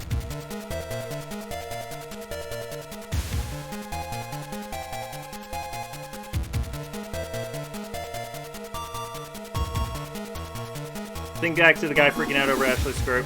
Like, I couldn't believe what I was reading. Alright, I'm gonna offend that guy halfway. I think that guy's problem is that he wanted to see up Ashley's skirt and he wanted to look at her panties. Ultimately, I think he was horny. I think he appreciated the sexuality of looking up her skirt, and I don't think there's anything wrong with that. I think that either he was trying to justify it, make a joke. He might have just been making a joke. The whole thing could have been not serious, I'll say that. But if he was serious, I think he was either trying to justify it, or he was just not self-aware enough to understand where the feelings were coming from. And so ended up accidentally attempting to justify it. Because the truth is, most people are not very self-aware about why they feel the way they do. Like, most people will have trouble being honest with themselves and understanding their own feelings. And that's just how people are. I mean, you can ask any psychologist that, and they'll tell you the same fucking thing. Seems like the aura always uses a type of energy. The one I met with was fire, so I hit it with Aqua Tower. This seems to be an effective way to fight them. In this age of endless pornography, you can just go online and look at Rule 34. You don't understand, Maid. There's a sort of like eroticism to subtle sexuality, right?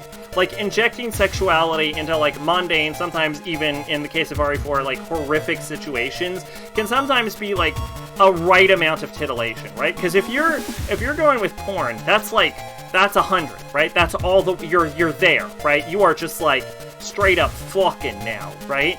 But there's a sort of, like, it's like a slight tingle versus a spice, right? Like, if you're talking, like, spice, you can, like, shove 3, like, fucking ghost peppers down your fucking gob, or you can dab a little hot sauce on there. And, like, there's a valid reason to do either, but, like, there is a sort of, like, mystique for just a few dabs of hot sauce. And it's the same concept, really.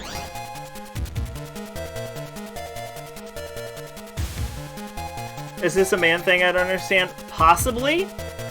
Possibly. But no, I like, not everyone understands every aspect of sexuality. Like, I am confident there are plenty of women that would totally understand everything I just said and be like, oh, absolutely. Right? Like, think about it like the difference between, like, a hot guy who's, like popping his shirt open so you see just a little bit of the chest versus a dude who's just, like, straight up shirtless. You know what I'm saying? Like, there's a sort of, like, subtle level of eroticism. You don't also always want to be, like, at 100%, right? Like, full-on naked dick in your face ain't necessarily what you want all the time, right? Sometimes you want, like, some pants and like, a little to your imagination, and you want that Adonis belt going. Talking to a virgin sack. I'm just saying. Like, tell me I'm wrong, though, right? Like, you can probably, like, you might be, like, you understand what I'm trying to say? Like, you don't always want to go all the way in, and that's kind of what, like, porn is. Like, porn is all the way in. Sometimes you just want a subtle injection, like, use it as, like, a flavor rather than as the main course. I shouldn't be taking time for my busy schedule now, but it looks like you need to learn a lesson. Chod.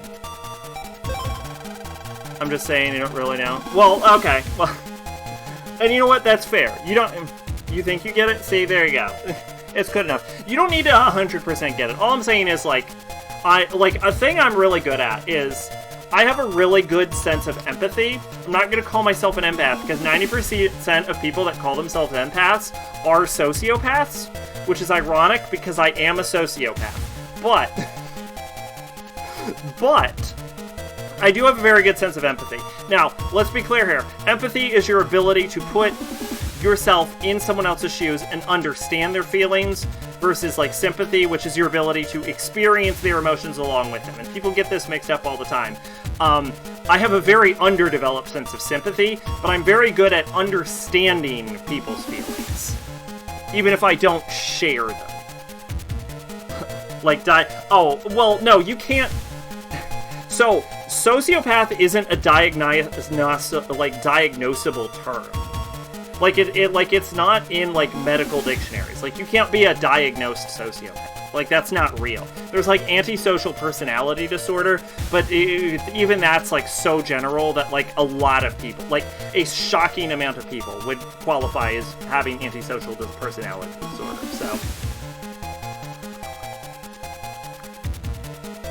So no, to answer your question, I am not a diagnosed sociopath, because no one is. You want to see how the pros do it, huh, Proto-Man? You cold.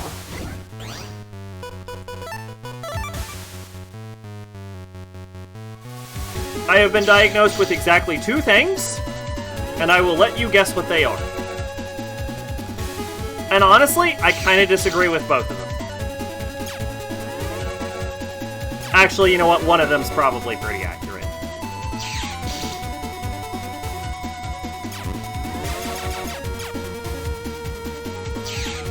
This fucker is just spamming steel.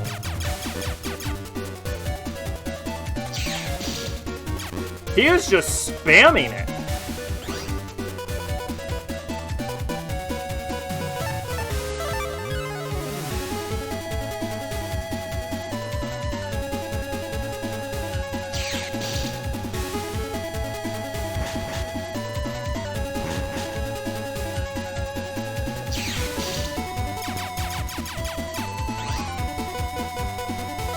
Ooh, Gutsman, this is good.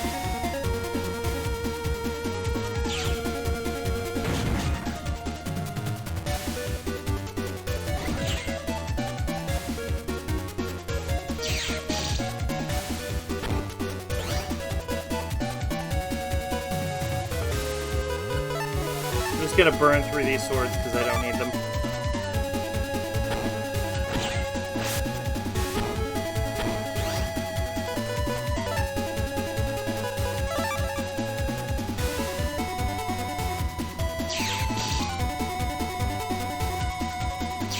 Motherfucker!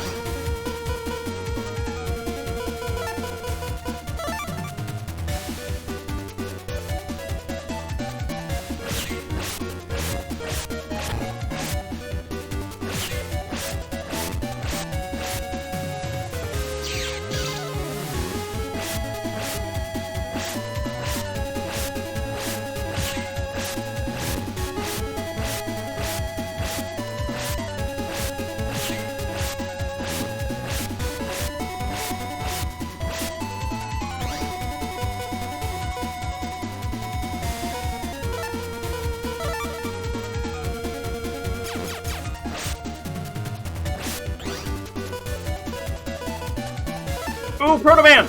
Proto Man! What, Mega Man is white because of a glitch related to a cheat we have active. Essentially, his iframes aren't turning off.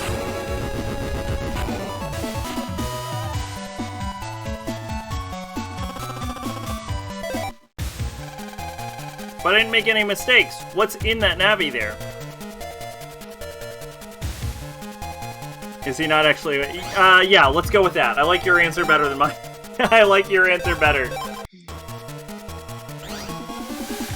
Maybe we should ask an ex-member where the WWW lab is. Why didn't we do this 8,000 hours ago? Could we have just done this the whole time?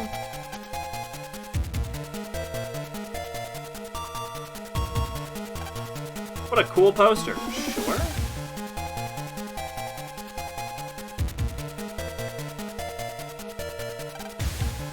There's something by the register. Lane got the WWW pass. A Metroline pass? And the WWW Metroline? Something fishy going on here. The pass is expired. I'll bet Higsby was using it for the WWW.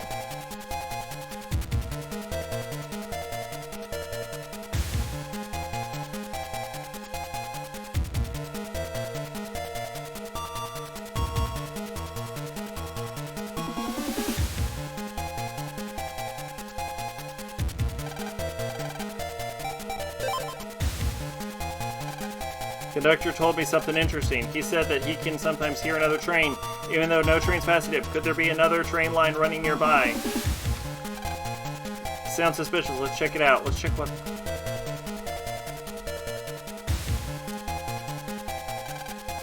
You can't use that here? Okay, so not here. So I need to find a different pass?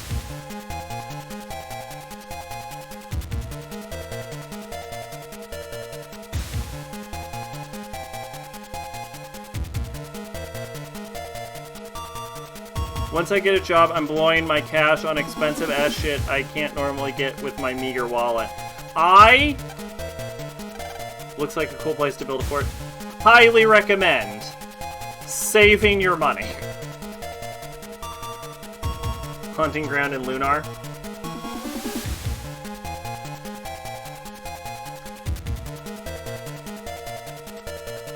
Get yourself a nice bank account. Put your money in there. It's not going to grow because most bank accounts are pretty low interest, but, you know, save it up for a rainy day. maybe allocate a budget. You know, spend some of the money, sure, but, you know, like, don't blow through all of it. You know what I'm saying? Because you never know.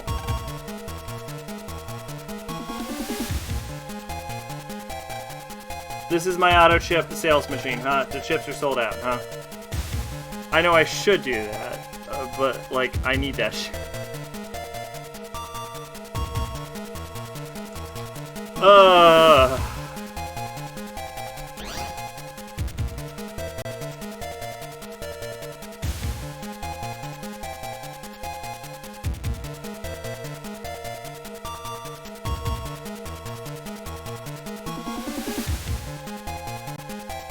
This is the most ridiculous thing I've ever fucking heard.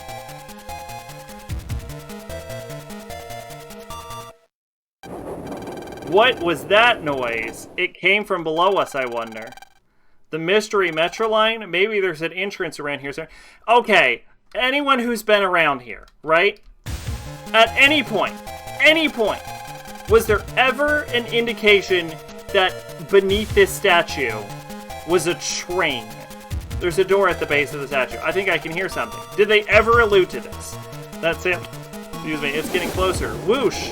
Land, it's the metro line. Let's open the door. The problem is my incompetent ass is too scared of interacting with other people to actually apply to more than a handful of places.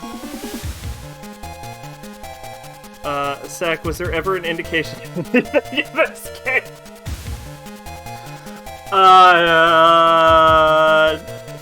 Touche.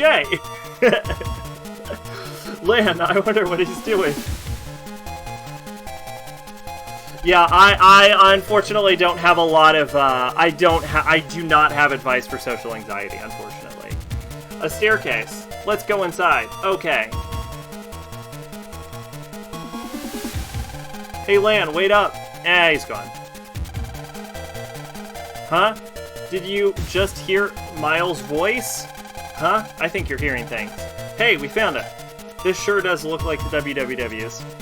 Yeah, so the problem with social anxiety is, like, it's mostly an emotional problem, right? Not like a logic problem. So, like, I can give you, like, a bunch of logical advice, but that's not helpful, right? That's not going to get you anywhere. It's just, like, it's rough, right? But it's something you gotta, like, gradually work on and improve in yourself, and it's something you kind of gotta want to improve in yourself. Like, it kind of sucks to hear, but it is kind of, like, all on you on that one.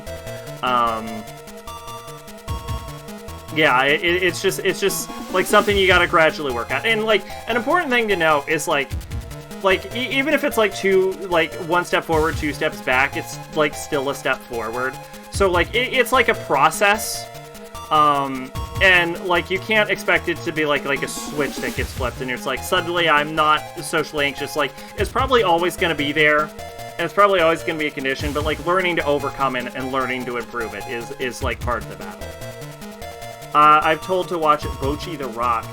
I want to watch Bocchi the Rock because it was the highest rated anime last year. Everyone thought it was going to be Chainsaw Man, and Chainsaw Man was close, but Bocchi the Rock came out of fucking nowhere. Literally nowhere. No one gave a shit about it, and then all of a sudden Bocchi Rock, this fucking smash sleeper hit,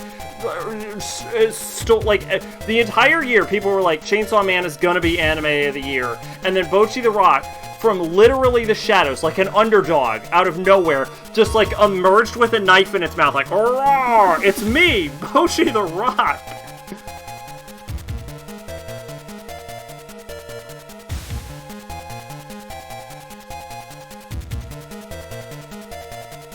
At the same time, it seems conventionally attractive in the basic cute, shy anime girl, contrast to Watamode, where Tomoko is not conventionally attractive at all, and she's a fucking weirdo. Truly the Rocky of anime. Alright, I'm gonna say this. Tomoko, she was like, how old is she? She's in high school. She was 21, she could get it. Alright, I'm gonna put that out there. Alright? Age her up a little bit. Hit me up, girl.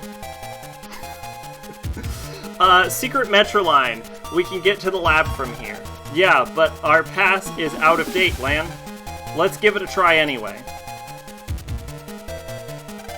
Nope, no good. Maybe we should ask your dad. Jump over it! Leave the premises at once. Leave. Let's get out of here, quick. Let's ask Dad about the expiration date on the pass. Even in the manga, when she has friends, they're all fucking weirdos. I watched the anime, it was surprisingly decent.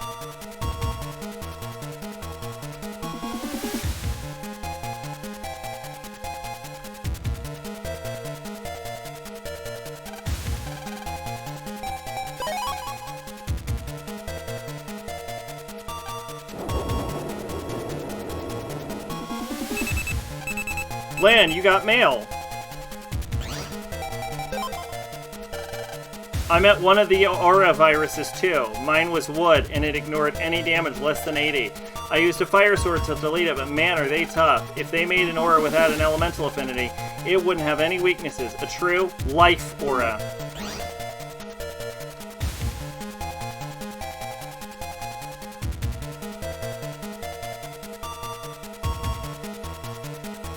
I love how the game can't even pick a fucking name for these for these monsters. It's like life aura, life virus, aura virus. It's like, shut up.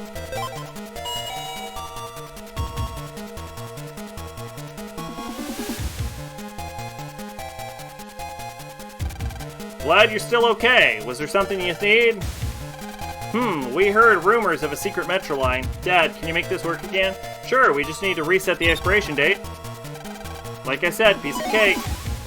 I got the www. Wow, the expiration date has changed. Thanks, Dad. Alright, let's leave.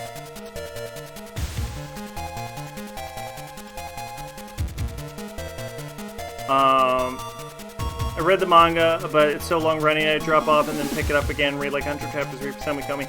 The only show I guess there's two now, regularly, right? Which would be like Shin-Chan and One Piece. But like what I do with One Piece is that I wait for the anime to... because I don't like watching things weekly. I like to watch them in like one big chunk. So what I will do is I'll wait for an arc to finish getting animated, and then I'll just watch the one arc, and then I'll stop watching it, and then I'll wait for the next arc to finish, and then I'll watch that arc. So I go like arc by arc, because I ever since the like beginning of like binge watching, it's the only way I can watch things. I can't do week to week. If I try to watch something week to week, I just lose all interest in it.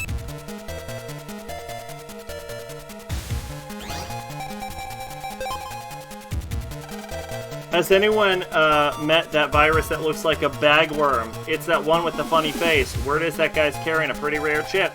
You meet him in a lot if you go in deep in the net.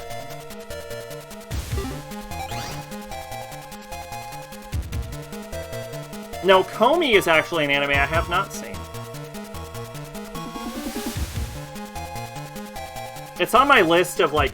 So because I like try to watch like everything I pick for that year... a thing I've started doing, and I don't think any of these videos have been released recently, but a thing I've started doing is I've created a list of, like, popular or, like, well-regarded, like, anime, and so I'm gonna periodically, from, like, across years that I haven't gotten around to yet, and so I'm gonna start, like, watching those as well, just so I don't, like, stay behind on, like, the zeitgeist, as long as I'm like progressing my way through like 2020. Honestly, there's only like 40 more anime in 2020 though. So I hope to be done with it by the end of the year if I keep up at a consistent pace. I haven't seen the anime either. Over like 200 chapters again, I drop off and pick it up. Yeah, no, I'm with you on that. Bring Dr. Hikari speaking. Oh, hello, honey. Yes, Lan was just here. I'm worried. I think those two are in trouble. Don't worry. I'll look out for them. I'll never let what happened last time happen again. I'll never let what happened to our last kid happen again. Honey, I'm sorry to have called you at work. No, I'm sorry for not being at home more. That is true. You should be. It's your fault that our last kid died. But it's okay. I'll be fine by myself here. Good. I'm glad to hear that. I've been reading another basic romance manga, but I feel like it's going to end soon because the couple now, and usually that's when the series ends. However, shows no sign of stopping. There are a good amount of romance series that actually continue on after the couple gets together, even if it's like a long running romance series.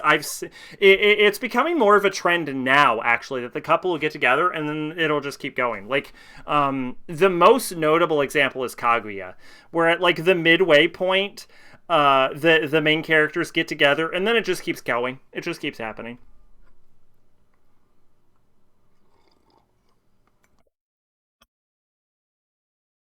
Horimiya is also in that similar vein, but what I will say about Horimiya is I think it's part of that new breed of romance where the concept is them being a couple. Even my favorite romance manga ends with them getting married. Yeah, it's just like it's a sort of like a new breed of romance where they're more willing to explore their couple for like 3 volumes. Where they're more willing to explore the like couple portion of it. And I think it's because like the will they or won't they concept has been like so overly explored that mangaka are kind of looking to like diversify and spice up their stories now, which I highly approve.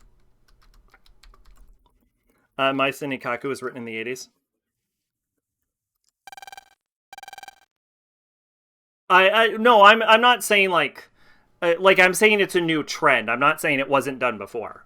It was definitely done before. Dr. Hikari, I've got info on the virus in the www rocket. It's the life virus, I see. Lan and Hub don't have a chance.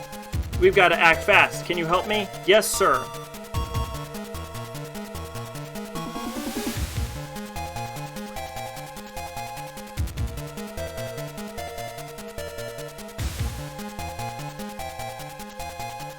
I just realized I'm supposed to be like, oh man, this is so epic. But like, really, I'm just like, will this game fucking end already? We made it.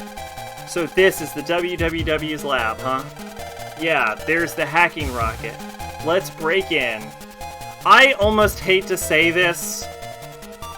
Lan, let's get to the room where the rocket is. It's late, actually, and my voice is starting to give out. God, I don't want to say this. We may have to end the stream soon. Ack! Whoa! It's Miss Yuri and the old man. Lan, I see them. Thank you, thank you, thank you. All you did was help me, and now, yak. Not to worry at all. I'm used to hard times. Lan, you gotta get up there, quick. Roger, on my way. Actually, what else do you have to say? Nah, I'm used to this. Don't worry about me. You're used to this? I did not need to know about you, old man. Keep it up. Don't let the WWW get the best of you. Let's go, huh? Lan, do you want to challenge Higgs? No. What are you talking about? No. We got shit going on. Securely locked. There seems to be a jack in port here, though. Lan, I'll disable the lock. Jack in. Megaman.exe, Rockman, The Fifth Frontier.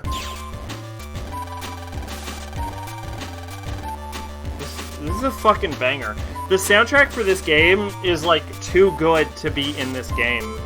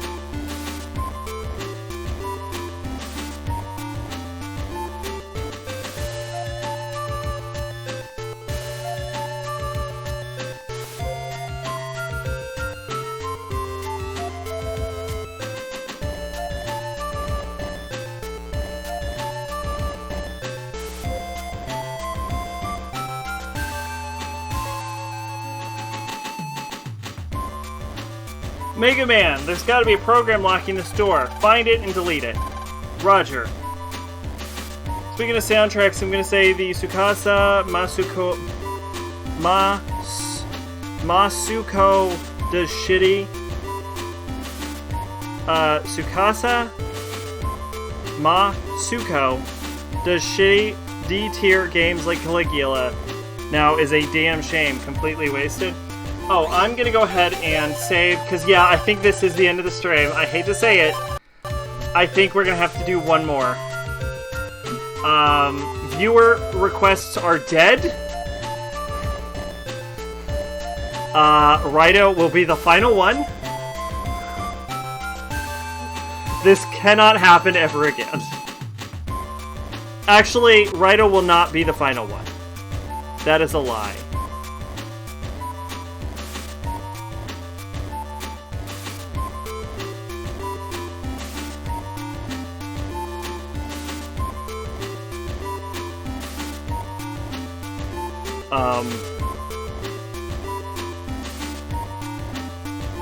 That is a lie, because we do have to go back and at some point finish that fucking Digimon game.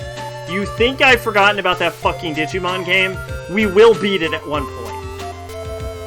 So, but probably we'll beat it after Rido. So I am actually going to retract that statement. Rido will not be the final viewer request game. That fucking Digimon game is going to be the final reviewer. Viewer requests cannot be allowed to keep happening.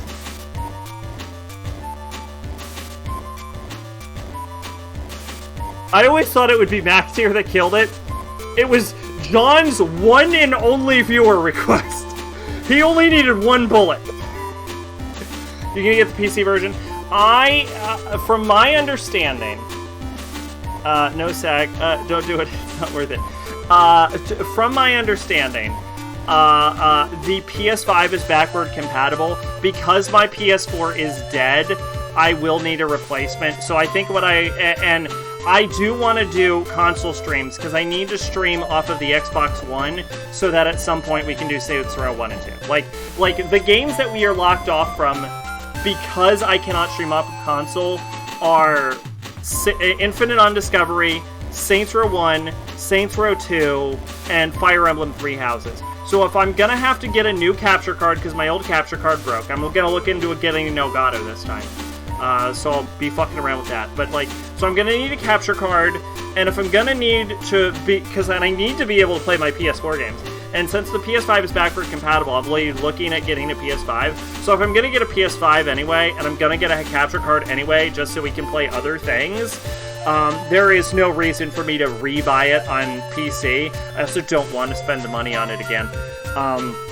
So no, I think we're gonna do console, but I will have to restart my save, is what's gonna happen.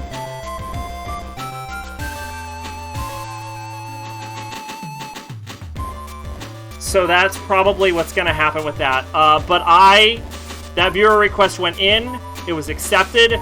God, I should not have accepted it. But it was accepted. And we have a phrase, we have a catchphrase. And you all know what it is. We will beat the game by any means necessary. And that will include this fucking Digimon game. If any means necessary means I need to buy a PS5 and a capture card, that will be one of the means required. So, no Xenoclash streams. Absolutely not. I have never even heard of that. We are not taking the risk anymore. John has killed it. This game is so fucking bad. This game is so fucking bad. It is hard to get across how goddamn miserable I am playing this. I would rather do a second Fist of the North Star playthrough than ever touch another Mega Man Battle Network.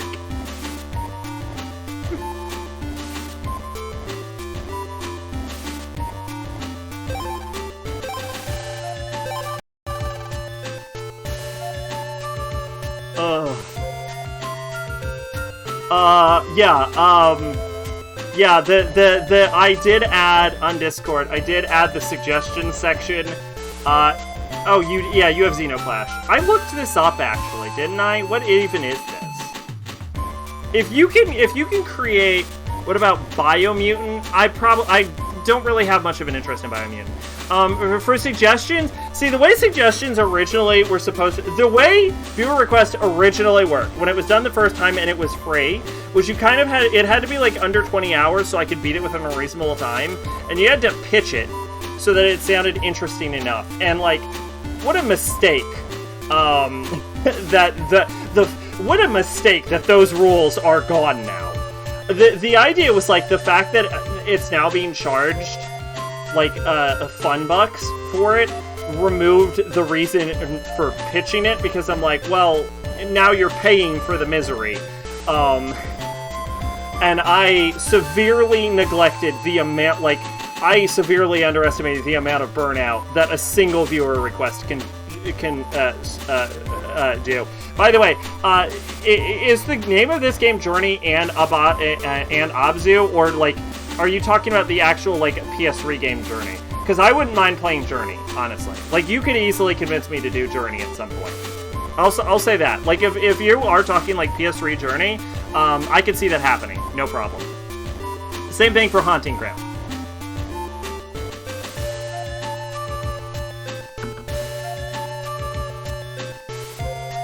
See, if the entire Sailor Moon game was as bad as that one boss fight, Sailor Moon definitely would have been the straw that broke the camel's back. You do mean that Journey? Yeah, I could see Journey. I wouldn't mind playing Journey.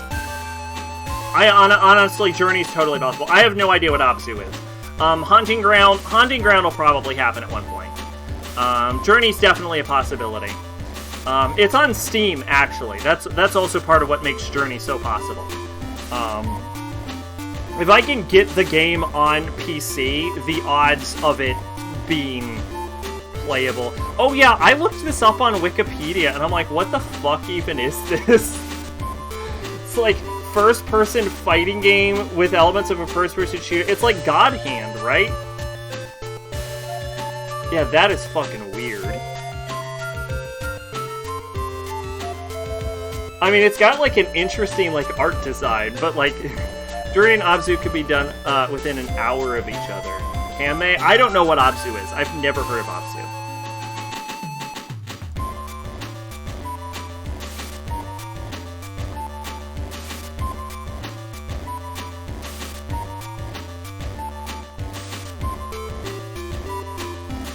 Is it just like Water Journey? Is it like Journey underwater? Diver in a vast ocean, floating in the surface, diver exploring surrounding water environments filled with plant and animal life. I'm reading this in my head now.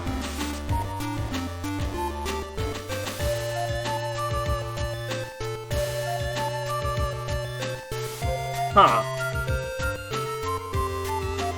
Does it have an ending? It's like Water Journey? Huh. Weird. Yeah, I've never heard of this. Released on the Amazon Luna? Speaking of things I've never heard of, what the fuck is an Amazon Luna? Made by Giant Squid, who made this and something called The Pathless. It is released on Windows, so it is playable, technically. I've never heard of this. Abzu was made by some of the same devs as Journey. Gotcha. Fear of the Ocean. Oh, if you want to trigger your Fear of the Ocean, let's talk DMC3. DMC3 is actually very possible. Like, honestly, I could do... I wouldn't start with DMC3, for the record. I would go, like... I would do DMC 1, 2, 3, 4, 5. With the Ninja Theory game, we're not... That one's not happening. But, like, 1 through 5... Like, we would start at 1 and then progress all the way to 5. You said you never finished it? No, I finished 3.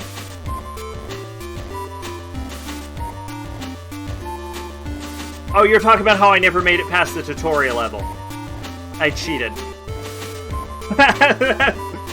I own DMC 1, 2, and 3 on Steam, I think.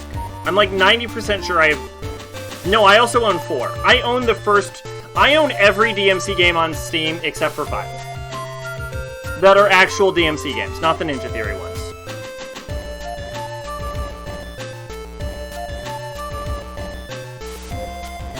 Just watch the anime. We cannot watch an anime on stream. We cannot. Actually, we might be able to. But we're not going to.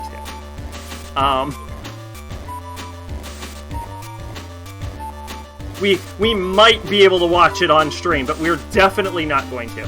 Because Twitch is owned by Amazon, so you actually can. Here's the thing, you probably don't know you can do this. You actually can legally watch some things on stream. You can watch things that are on Amazon Prime's video service on stream, and I think you can set it up so that people in chat who also possess Amazon Prime can watch along with you. So you can set up like streamed watch-alongs using this system. We're not going to do that, but it is a thing that can be done. This is the correct DMC. William Shakespeare's Dante's Fornication, Scene 2. Enter Dante, Demon, and Woman. What if the sounds in the background correct? Yeah, we are not gonna fucking touch that game. It's not even just because I think it looks stupid. The problem with the Ninja Theory version is I played the demo and it was fucking bad. Like, so not me, I own the DMC anime on Blu-ray. Yeah, the only other way I could do it, and I have seen people do this, is I would watch it on like a separate monitor, and the stream would just be like my face sitting down with like a bucket of popcorn, and there'd be like a timestamp on screen for you to sync your shit up to. Like, that's how I've seen other streamers do watch-alongs. I wouldn't mind doing more watch-alongs. Like, I know that's a very popular, cheap content pop, and I probably get a lot more traction as just like a generic streamer that reacts to shit, because everyone would, than like as a fun variety streamer. It's just not like something I'm like super interested in doing. But yeah, we will not be watching the DMC2 anime on stream. I can guarantee that. I was just saying you should skip 2 and watch the anime in general. I mean, I've already played 2. I didn't hate 2, but one of my discs is broken too. Oh, anyway, yeah, yeah, I cheated. That's how I got through DMC3. I put on a fucking health cheat. That's how I did it. But yeah, that game was fucking hard. But yeah, no. If we were to do DMC, we wouldn't be starting with 3. We'd go with 1 through 5.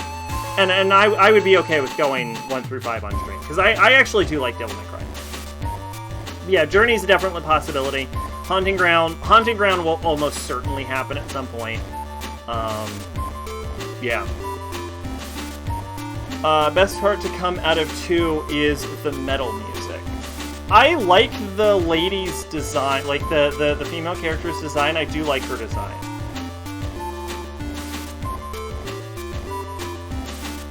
Anyway, I have to take a shower before I go to bed, because it is getting late. We will beat this game next stream, probably, hopefully. Oh, Mega Man Battle Network. Holy shit. Excuse me. Anyway, I think this was a pretty good stream. I got fucking shit-faced. And sobered up. And I think I loudly vocalized that I don't like Nazis. I'm a little sober now. And guess what? Still don't like Nazis. Fun fact. But, good night, Bone. Didn't DMC2 introduce Bloody Palace? I couldn't tell you. I'm not sure what that is. But yeah, Bone, Mactier made